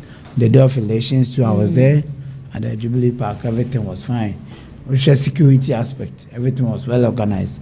There was nothing like saying Tokwabi SC or whatever. No, I was there, so I didn't see any of it. But people are saying, say, said Musifa, Ewa, Koka Nio, Kamia Kwa, say, would to me, I am original chairman, and as and I'm Mubun Tomu, Yemas and I'm Ninja who be say. No, actually, regime Bia or the Odeba. And before, I think when Untumi took over, a lot of things happened. Earlier on, when he was regional chairman, a lot of things happened. But going forward, you realize no matter Tosini. A typical example is the party office we spoke about the last time. Because Koka, when he was sworn in the Friday, Saturday, and I watched one of his, how do you call it, press conference. Since they were secure a place for an office, we'll be working to, and then it was secure land will be to in 100 days is going to cast sort to. If you said these were the things that were lacking, but it's like the way Wakuka say, right after I can say after election, past 8 years. Every December, not just December, Koka is always with the constituency executives, polling stations, whatever program, and Omekisho says impact is felt because Chamaunti was there, but we never saw Chamaunti be there. Sibronya, but Koka was even doing it to even media people who were not party members. So Koka has been there. People have keep feeling his presence. Bibiani, people approach him. Chairman Enyan is saying, and he will be there to solve. He will be there to help them. Yeah, the issues we buy, he's able to help them with the elections, the campaign, the whatever. He was fully involved because Obianka will lose that time, but he was still in the system. And I think his campaign too, he really sold himself. Because on aspirant over 10 chairman and Edinechi. On General's work as I just will be a and son on Waba. Because at some constituencies, I wasn't allowed to talk. Because they don't, obviously, when he has Wabekasa, the way is already aware of it. So at a point, the chairman for any other executives that were talking for him. So I think he has that remarkable personality. But during that time, now the chairman Akusinti, so now Udinechi, but unfortunately, he lost. People are saying that Nano Yadodo. So there be no media station no criticize NPP. Actually, my main kind of chairman is not like criticizing the party per se. And I come on at the same media and some corner he doesn't want to. And there are a lot of things he didn't see on media. When the campaign was part, the campaign messages, he kept talking about these things, but I realized that there were hidden stuff. He wasn't even seeing them on TV and then on video and all that. But at the end of the day, I realized he had a message.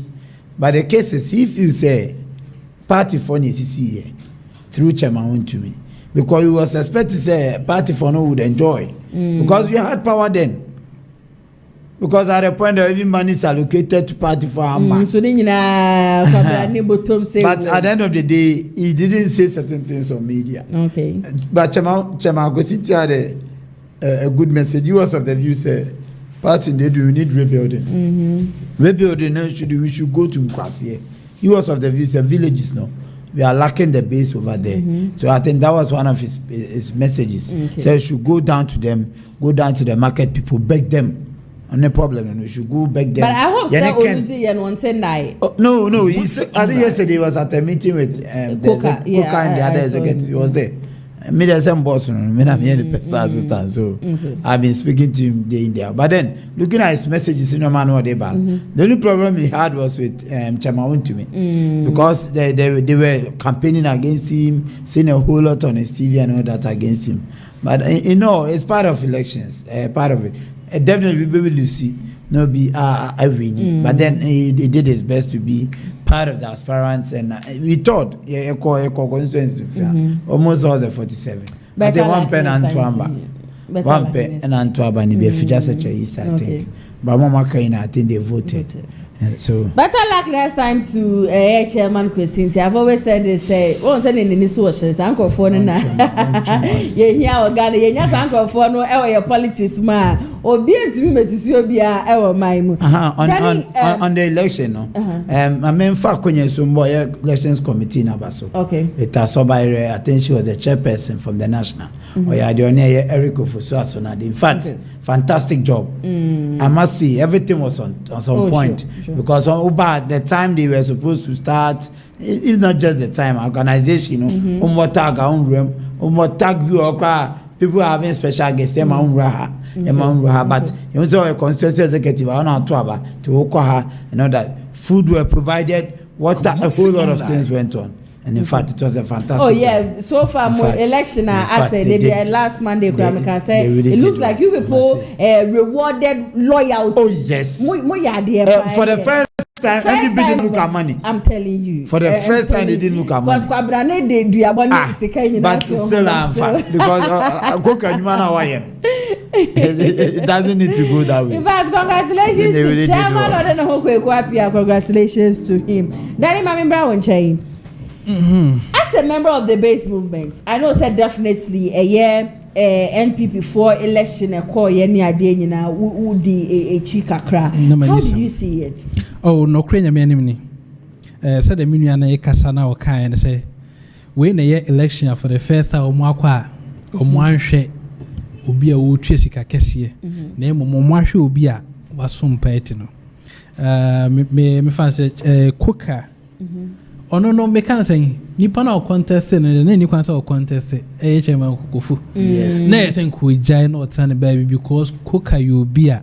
Me and Casa minim no personally. Okay. Meaning alliance beer. Name or your beer since they one bro ne won to me call a union on tonight. On shadow who me I can say media so giddy name mum Jumedia ye didn't work from there.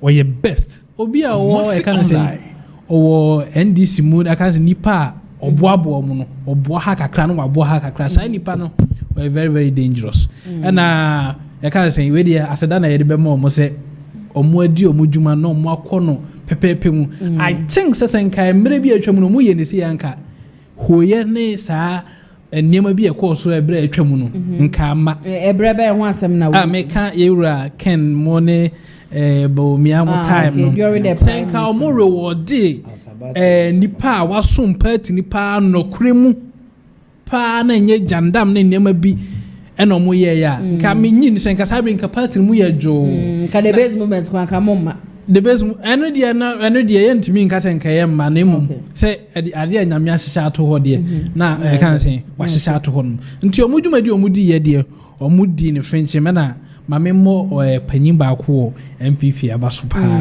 e kan say yewura mufa ka say ono na we kan say watete me kakra men ka kakra mpo ona wa groom mi ama ye kan say ye kan ba beduru senti no obi a otimi to aba na ma chairman na mufa dwanto obi ano na minister na on I kan say onye wadom na me da na ase so so what you say nti yenua no MPP fo dwumadi omudi ye de we ka say spot on obi bi omuyi ni bia mente se dede bi e koso ba bibia mente se adwumadi ni bi ba bibia nti kakra me kan fa ho ano no omaya ade okay oh yeah ade de omaya ade yeah first in history I was as I said I always said during the presidential primaries no sanka corner sa kasabe nka wetin wa kemi bia koso ni edidi atam ni ade nyina nka emma nka nam fombo ko and another message ana the back cross nka basically bia na nka mba ya kosinti he was of the view honorable Kende Agyapong, Abo MPP party. Yeah. It's not time I say we in corner. He was of the view say if he should win power, even I think Chamakoka is going to do that. We should win power. Elections he's going. We will be going to Honorable Ken to talk to him. It's not just talking to him. Yeah. I think that was one of our questions. No matter what, he has done a lot for the party. But like I said, someone say party do baby not discipline baby. But now no, I think no man exercise gradually. Like I go into Kabi, you say Kendi odi for crowd dibem. Isan say obo party no. Yeah. On the attempt of politics one the buy. E ken the buy na nkwala na sua no mo dey tia. Because that Abronya and and they want to use it against me or a penny. The Abronya and shouldn't go that tangent. But I think it's all due to discipline. Now I think we are going to have elections after national and all this. This time, Obi Aberovia you'll be the book. You'll be sanctioned. Okay. You have learned your lessons. So internal politics a whole lot full of insults. This time, I think go cabinet. I don't go to tolerate that because on our one chairman for no. Also, a chairman constituency where you. Obi ntina if you just say list them say and 12 man for regional executives on your edumo on the constituency. Ohono nko ya you can't come and tell us yes on abo ken empa mom. Meanwhile one wonya wema because abo ken no why any there. Yeah. And he was doing it for the entire party because no be any ultimate topic of 200 and something my party. But and then you people view say it shouldn't be part there. Then obi anya ne there. Ono asoja ache mo be ashanti there. And I think they will work on that. I think that one is also nice. Obi anya ne there. Obi anya ne there. Obi free. Debbie. 200. Wa untop akukọ ba akukura ma party. Ultimate constituency chairman for tomorrow sumesi no meji regional chairman. All in the name of also be running mate. Running mate what how them now we. Running mate go for me na task no me running mate. You have a constitution that talks about that. Yeah. And this also dibia your constituency adwuma ye. Na pomu ye omo de ye ne ebo omo din. I think so. But why did you people why did you people vote for Abronya DC? For that one regional dynamics. And you see, one mistake we are making as politicians. Me obeti me me nyasem. But no be supermasem.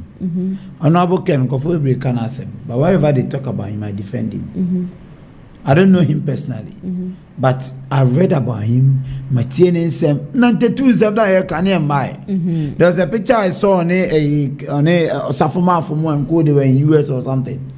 That picture I see that Kufuor Pets carry out around the country where the people brought the money. That time, yeah, anyway. But Abronya asem na can on also one call from Penasem. Again, you have no idea what he has been doing for the people there. Yeah. Coca semana, Coca do ye na man for penasem. Abronya might be out. Seka want to me cry again. So want to me as I shank for any more bibra. By now in Sawi Mozaka and this Abankan as well. Getting in capacities now they are organizing the Konyade. But why are people not minding? It's because of your relation. And yes, you can't what to go on. Asemba e kan say ntimi mawo oda na we sin ntimi mawo nipa na beka wasem. So when you have money, take care of people. Nya say bakot ken apart from cars they na waton the life no live, you know. He has made impact on people. We keep hearing about Ken. We keep hearing about normal way machine sorter, dialysis, bringing this, bringing that. Meanwhile there's some MPs here Sure. And Abronya there he also has his negatives. But his relation with people there, the little I read about them, you know, say and there are a lot of slots. Say I shall do the entire slot ban near Tom. Near Tom, but Abronya will not sell. Obi or take class, yes, we flew out of school in UK. Okay. Oh, in the name of your man scholarship. Okay. As a regional chairman, MP Diaba or the court. Send this in a walk around or the mom. He himself to has been helping. So that's why I say more intensity. Debbie, I don't know there. No, and I'm saying what time will be at. Me can hear example now. Okay. Can you bet my time? But no, on the personal no matter why on achievements go. No, sir, on what? Oh, or exactly sinti. I'm on pen nonsense. And as for Tenassi, on person basis you be. That's what I've realized about Kennedy. On one to mouse. Yeah. Into a random queer, or no can them into have a cannabon thing. No, Sana goes into this. But then, how did you feel when you realized that Abronya DC won as the Bono regional chairman? No, Crania me any myself me kakra. Myself me pa because Oshe Jumadi awedi.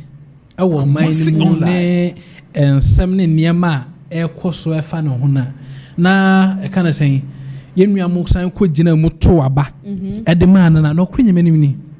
Na me siafem but fabim no se na minua na e ka no sa ɛyɛ den a yɛ wɔ nkurɔfoɔ mo yɛ den ɔmo pɛ na asɛm ɛna yɛ wɔ nkurɔfoɔ nso a wɔayɛ den waboɔ mo nti ɛyɛ den a ɛbɛkɔ ne side nti hɔnom ne deɛ bɛka ne sɛn megya ama ɔmo to ma no ɔmo n'anim na ewu ɛna yɛ ɛka ne sɛn na me nua na ɛka wɔn sɛ yɛwura koka asɛm bi wɔn sɛ bible mu yɛ sɛ ɔbaa bi ka ɔsɛ sɛ yesu woba ntam anka me nua yi wanyɛ den wanwu sɛ nka koka ɛna na ɛyɛ ɛka sɛ chairman Asante regional chairman pasa nka menyi ni sɛ nneɛma na ɛkɔkɔkɔ so 1pp mu ne wɔ nneɛma mu no ɛnka ɛkɔ so me kura me timi hu sɛ yɛwura wo ntumi ɔkɔtwere aban kukumu kakra wo sɛ party ni mu adwo nti we kura asan kyerɛ sɛ ɔda hɔ no kura o chase ka sɛ ntunte obi ɔda hɔ no ne nkasa bodu ayɛ wan ne nkasa bodu ayɛ wan sɛ chase ka ɛma nkɔfo ne mbodi anto so ɔmo ntoma gogo na de 3 months di regional chairman asɛm yɛ MPP die ana asɛm na ɔka na meto no so sɛ ɔda hɔ no yɛ asomadwe ɔda hɔ no yɛ asomadwe So wait, so from the way Alexis, meaning you are part of those who are happy chairman want to miss at Sensawum. Not that, but then just for the sake of the unity in the party now. Miss national no cry you Hey, Alexis, MPP ni pa na chairman want to miss at Sensawum. I'm no crying say Munye national no kwe de chairman want to be cross yes what be contest national chairman. But MP na nche form honum kakra.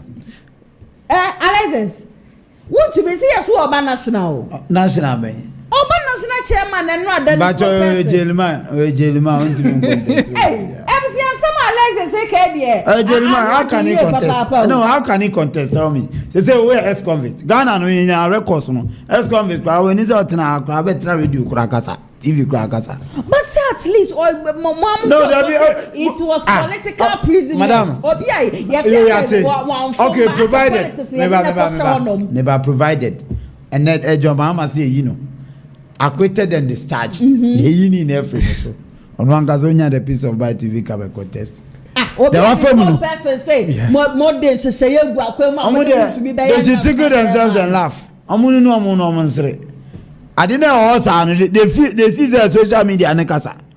The lawyers working on do they know how they are going through those things? The plea bargain and other cases now come for and sign. Nice, I will share. Want to me debate. No, me, I'm not scared a number of years already. But on the spokesperson and Kono, I'm not going to papa na daho. They're not doing him any good. They appear could be was part. And you be about social media and answer. Will be interview I want to talk about. Yeah.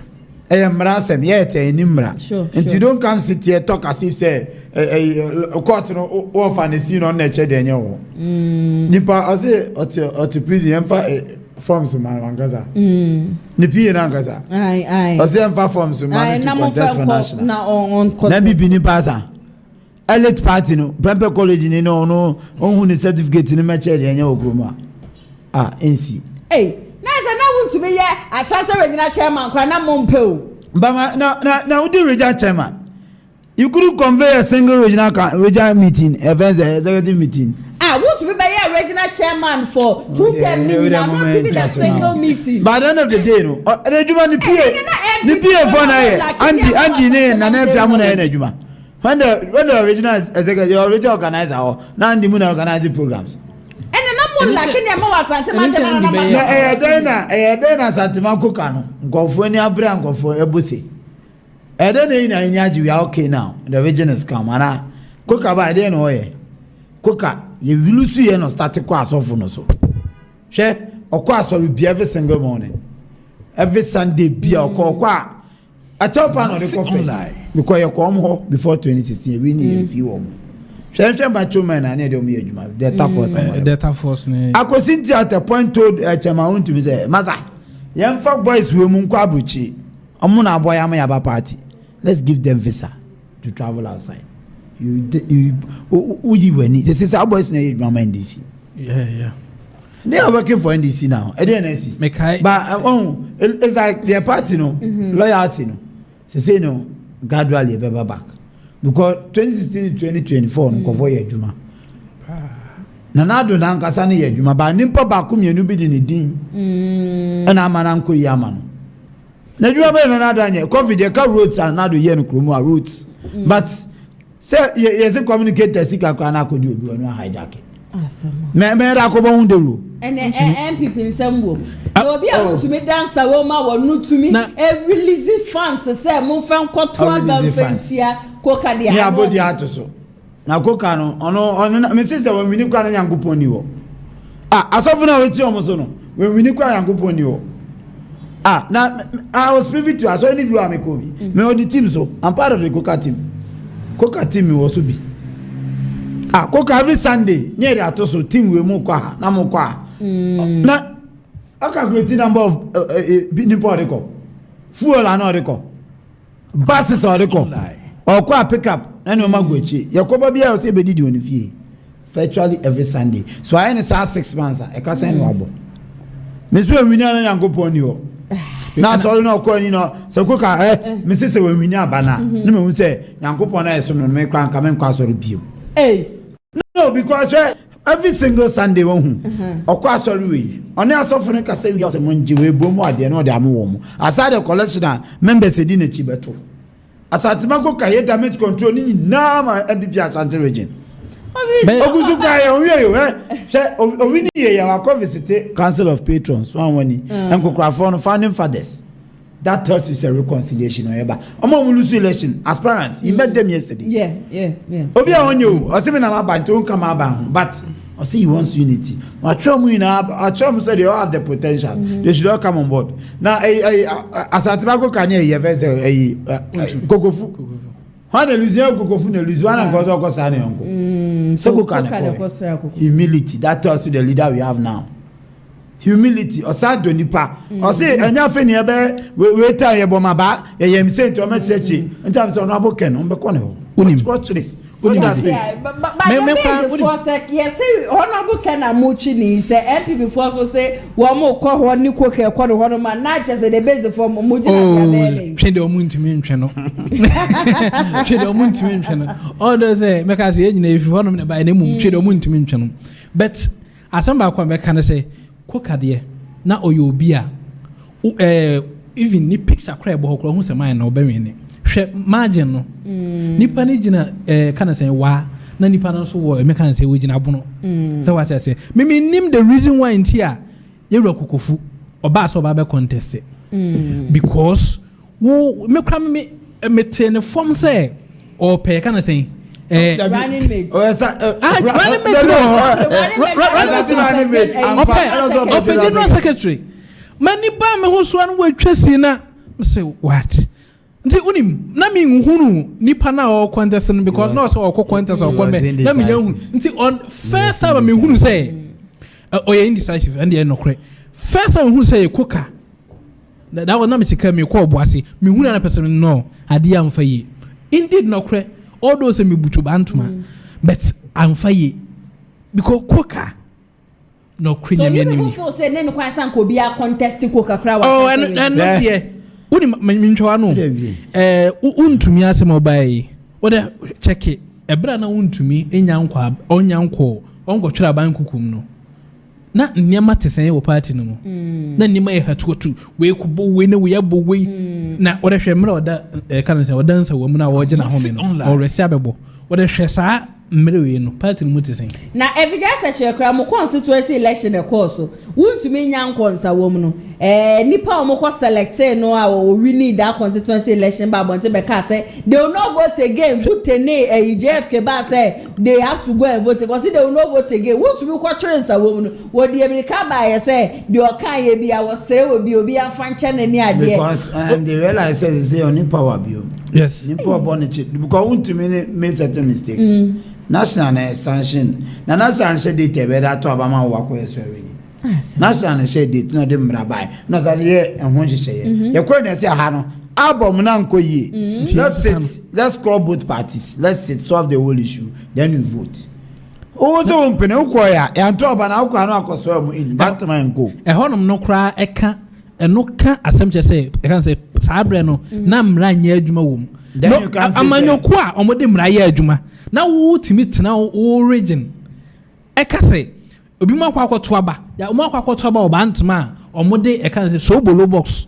so bolo ade edi so bolo gumi a yetonton abontin enu bi e de nurse for anakọ hospital mu a enema edi twa obi ni obi ntamu ase ye nipa no ho adwuma na wotumi de saa enema ne bi even I can say krata na ye tim aba no kra wo so kra no enye registered na etim de akwa koto aba na wo nso uye panyina wo tifie no ne wo tifie no na wo timi atena ase agye atum se an eye nokre se we mu ato na we mu anwi dia nokre na se wo panyin no na wo ye simpa panyin no no na wo ye simpa panyin because adenti ankura mienu wo fie akokro ntokwa na wo ba ya wanya botra ntiemu ba ko fi se wo do ntinu na wo ba umma won saso na ba ko pa nti wontumi koye mame nkai wo 2020 ai benya nkrofo bebre 1 pp ma omukọ omugina accounting kro nyina eye hwan unopposed mentimi ne nya adwuma na e ma ko form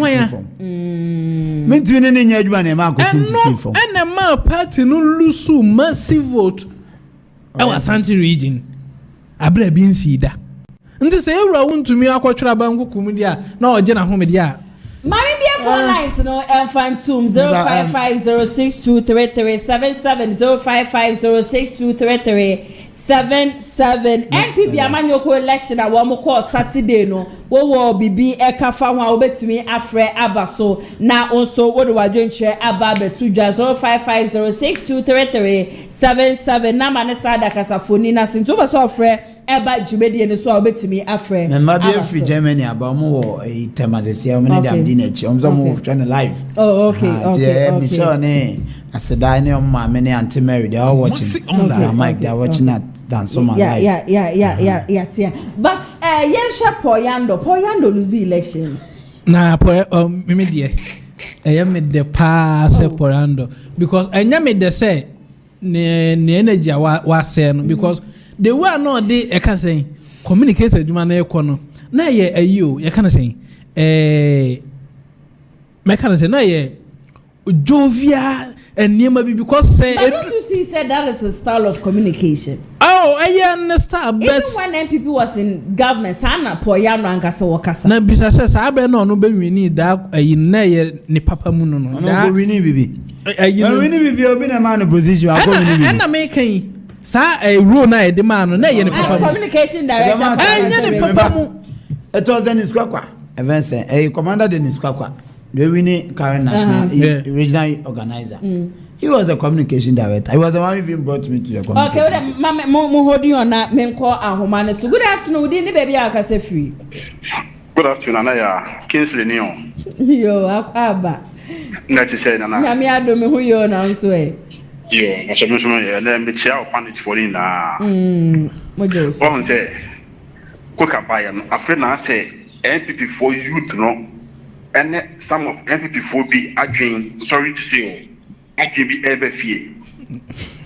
NPP nko the whole Ghana referendum na omonka se Bawumia omunhia no na ye na ye ntubi NPP for nko na Ghana NPP for enko the whole Ghana referendum wa onya Bawumia wa omunhia no na nka ye nhwe ye no ne ko fakere Agyapong NPP sa de akoma no still aba beta wo NPP but ne bra let's so pese NPP win power se sia na esi ano ye to aba ni wie no a mo ko ye Flagbearer no say ya dwan kodi the base ene kan da pon chi wo nti ye hardly say me papa maintain ene bedin komo se ko mama NPP ama convince me ama beto bitse mu da never and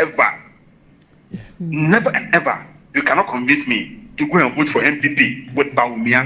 Never. Let us me now come through. Ya ni adio. Ya nko school and road to the muku school no. Ya nti mba power mo fight say the sebe yan kwasa ko mamu. Feti kan no omo cha wo na ya on say a day before election no. Ma ka ka ta ana ko fi wini. Aye. Na information bi a on e pass to skate dey fi enkan e pa no from Bawumia. Ene sa wo ne no. Sa o ne no. Ne or the say FIFA ekontokwa no wonu say sa wo he no sa wo mena wo he no sa wo mena adenti na wo ne NPP man na mo pe council of state no mo to sa election no wa fa sa nkofo no amfesi sa man no bi be but NPP for we NPP for there wo ko fa men e di face FIFA mo ko bo FIFA say NPP for me so no kure no on pen no kure You talk about first one, war against Bimpe. Now, lady. Oh, Ben so very winning. And this is for Bimpe for Bayano. So now on go find one from one face Bimpe. How we end this in because who's slow and this is for boys no. And I'm saying MPP, but I'm and Costa for back up Binti. You see MPP. Now, let's say I can't MB. Say MPP Metro Man no. Me say, I'm sure I'm police, so that any other services no. One few or more. MPP for ya communicators. Extra more phone. Oh, my God, say, don't go to a man. Not about my way. Oh, no way. If you can be a point, no back as I say, I am born into the Estremo. I'm on some phone, and after the most in America. Now, me have the movie and a kufato. Upon the inn now, never get to where being Jamaica fool. Nana, am I a fool? But never passed him the bay. How was the last time I remember to about my MPP? Me trap 204. Kufo 204 me trap. Kufo win 2000, I'm the crew. But not the NHA. Kufo win the first time 2000, I'm not the NHA. Please Bawumia. And I'm talking about my son, kind of credit, men, I won't pen of credit. And I'm telling you, I won't pen of credit. Perform pen of credit. Let us, come on, I for that for. I see that policy. Second, your ma, we had the base. Second, I need the basic one now. Tobacco. Okay, yeah. But then I said the number and I'm say, book of baby. Yati. Jabro. Yati. And the packet will be as candidate, some could choose for Yama for Yampe. And I'm ending for pen of press a day. I'm watching my girlfriends, who move to Katokas mom. I get no down with any demand my own yet threat. Kiss me, Yadasi, Papa say, O Fred Eba. So what's up? I say, O Fred Eba, so bet me a friend 0550623377. Also, I saw Fred Basono, who bet me Abaso. Alex is now, okay, Poyando. Poyando, I think before Kwakwa, ever come he was appointed the communication director. Abra. Penny Kwesiche. Yes, I need you manage to sense of a penny, my presentino. Now, Chama went to me with the regents, on my point, Commander Dennis Kwakwa. Until I think, no, by in fact, he really did well. Me, I never knew you could communicate until one day, not to UTV. Kwakwa. I was shocked. And no more kind the way he spoke. In fact, I realized no, that man is too serious. So at the point about my campaign about he was the MC. You realize talking was how to talk maturely, how to lay policies down, church and say Dennis Kwakwa was too serious. No, best until so castle call a Mampo or MP. And when a papa ya cancer body or Sansujo boss say or Kobodu is a castle a honor to Tiakwa. Nice, and cancer would say be a man sumina. Why a problem? MPP more. As I say, I didn't push. So now a council of a patron, no member. Is that a man? Yeah, Nancy, I do on a constituency. We are penny now constituency. It will not be. You shall do media or your boy party now. Butiaje. It sounds like not media. Eka says, I'm only a member. Mumbre just a issue and Metwaba. And we wanted to show only in your party. That was why we went to mention. So I told we have Nanado. I talk how we know money. We don't care. It's a relationship with Nanado. Party Nanado. They always want in the field. Yes, we are MPP. So at the end of the day, I want to Chamabute Muchoma and say, this time I'm just our patron evidence. It can be. He's no more a patron of the MPP. Then on time if you any ever trouble, I just had to go meet people or go to Escazom to Jacoka. Says Adane. Says Adane. That's my boy, Chairman Buti. First, no, Chamambutin, what happened was that your chairman, he was acting meeting Bianoba. Okay. But he wasn't able to solve out any idea. But as we speak now, on twin my beatings in the beam. Okay. And how much Chamambuta taking full control. But you don't get me. That time Chamambute in Kasanye say meeting and a chairman team. Chamambute also no advice. A whole chairman on its own. Now a whole chairman is on a chair proper. Okay. And no one no one take the action. Let us see who are on the job. Yeah, Papa was one contest to be. Oh no. But only also one contest to be. America Craya, what didn't war party mono. or the name of Tunaku. Oh, and I say, our chairman, no, no, fit, but you see, no, cause Jaimano in the first place. Yeah. But it was a constitution, it was that time, Yano. You should be there. Yeah. And no, Timinia car, we are, usually, no, Jeff can communicate. Yes. General Secretary, no communicate. Or communicate, but we take it, say, if you chairman, whatever. But even outside that, people were even denigrating JFK. At a point, we have a choice, we should maintain him because they top down. Oh, me, my cable platform should be say. But at the end of the day, the policies are not taking any JFK. Or not meeting him as a secretary. Or no, any Pabako. The vote, yes, decision, no. Even national council, there are many. Your MPs were so, your council of elders were so, there were so many people on the national council. And the council no JFK never communicate. It doesn't mean so no content and take it decision. You take you as a communicate. Okay, as the secretary. As a secretary, and JFK there. Well, on your baby, the case is that there are certain policies at home. Almost chance no take a decision. I say understanding here. I'm fine, only say. Okay. They on the say Becca. At the point people kept minimum converse chats. Nana, and yet, me share near Mamupan, and me can't say first name be no being in their control. Zany Pana Okweji.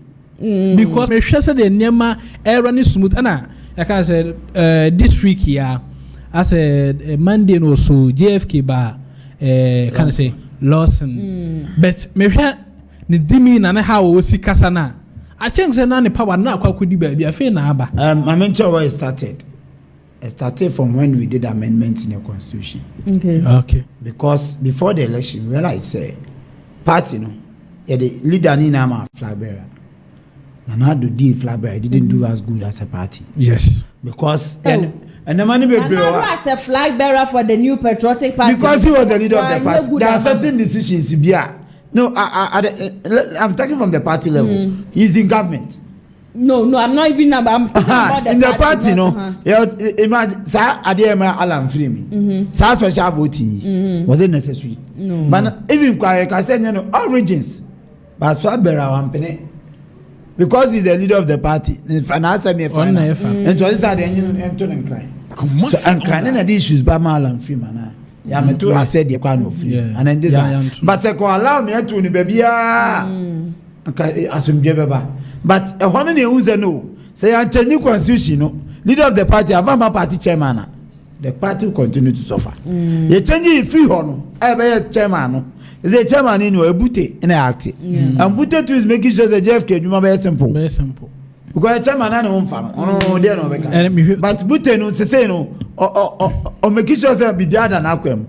You say your car election see. My man is saying start this time same time say. Unlike those days, it will be election every 4-5 p.m. 5 p.m. nothing a bullion van the room a becheska. Atibira. This time say allow 3 p.m. Yapong. Who's gonna be at home before election never started.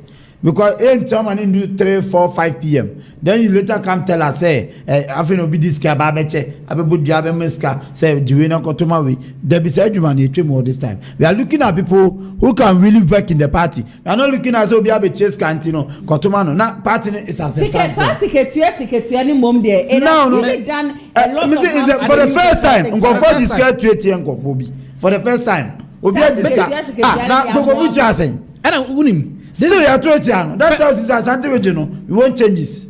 First time, Musinia, or Musico Mutria, MP. Ane. Nanka, a day before the election. I can send me Charles JFK. Onyam from Sobiao. He was one of the brain behind that thing. Yeah. He was the one who told delegates, Massa. And this is for NTO. And Yamun Ambajiska Makoka. Yes. Mahama Cheska and Tini Babiao. So at the end of the day, we should keep quiet as party people. That's why. This time, I didn't come say the previous ones. Yeah, I wonder why, because previous ones they were paying huge money. But this time, people decided not to pay much. Because previous ones, we charge one delegate 1,000, 10,000.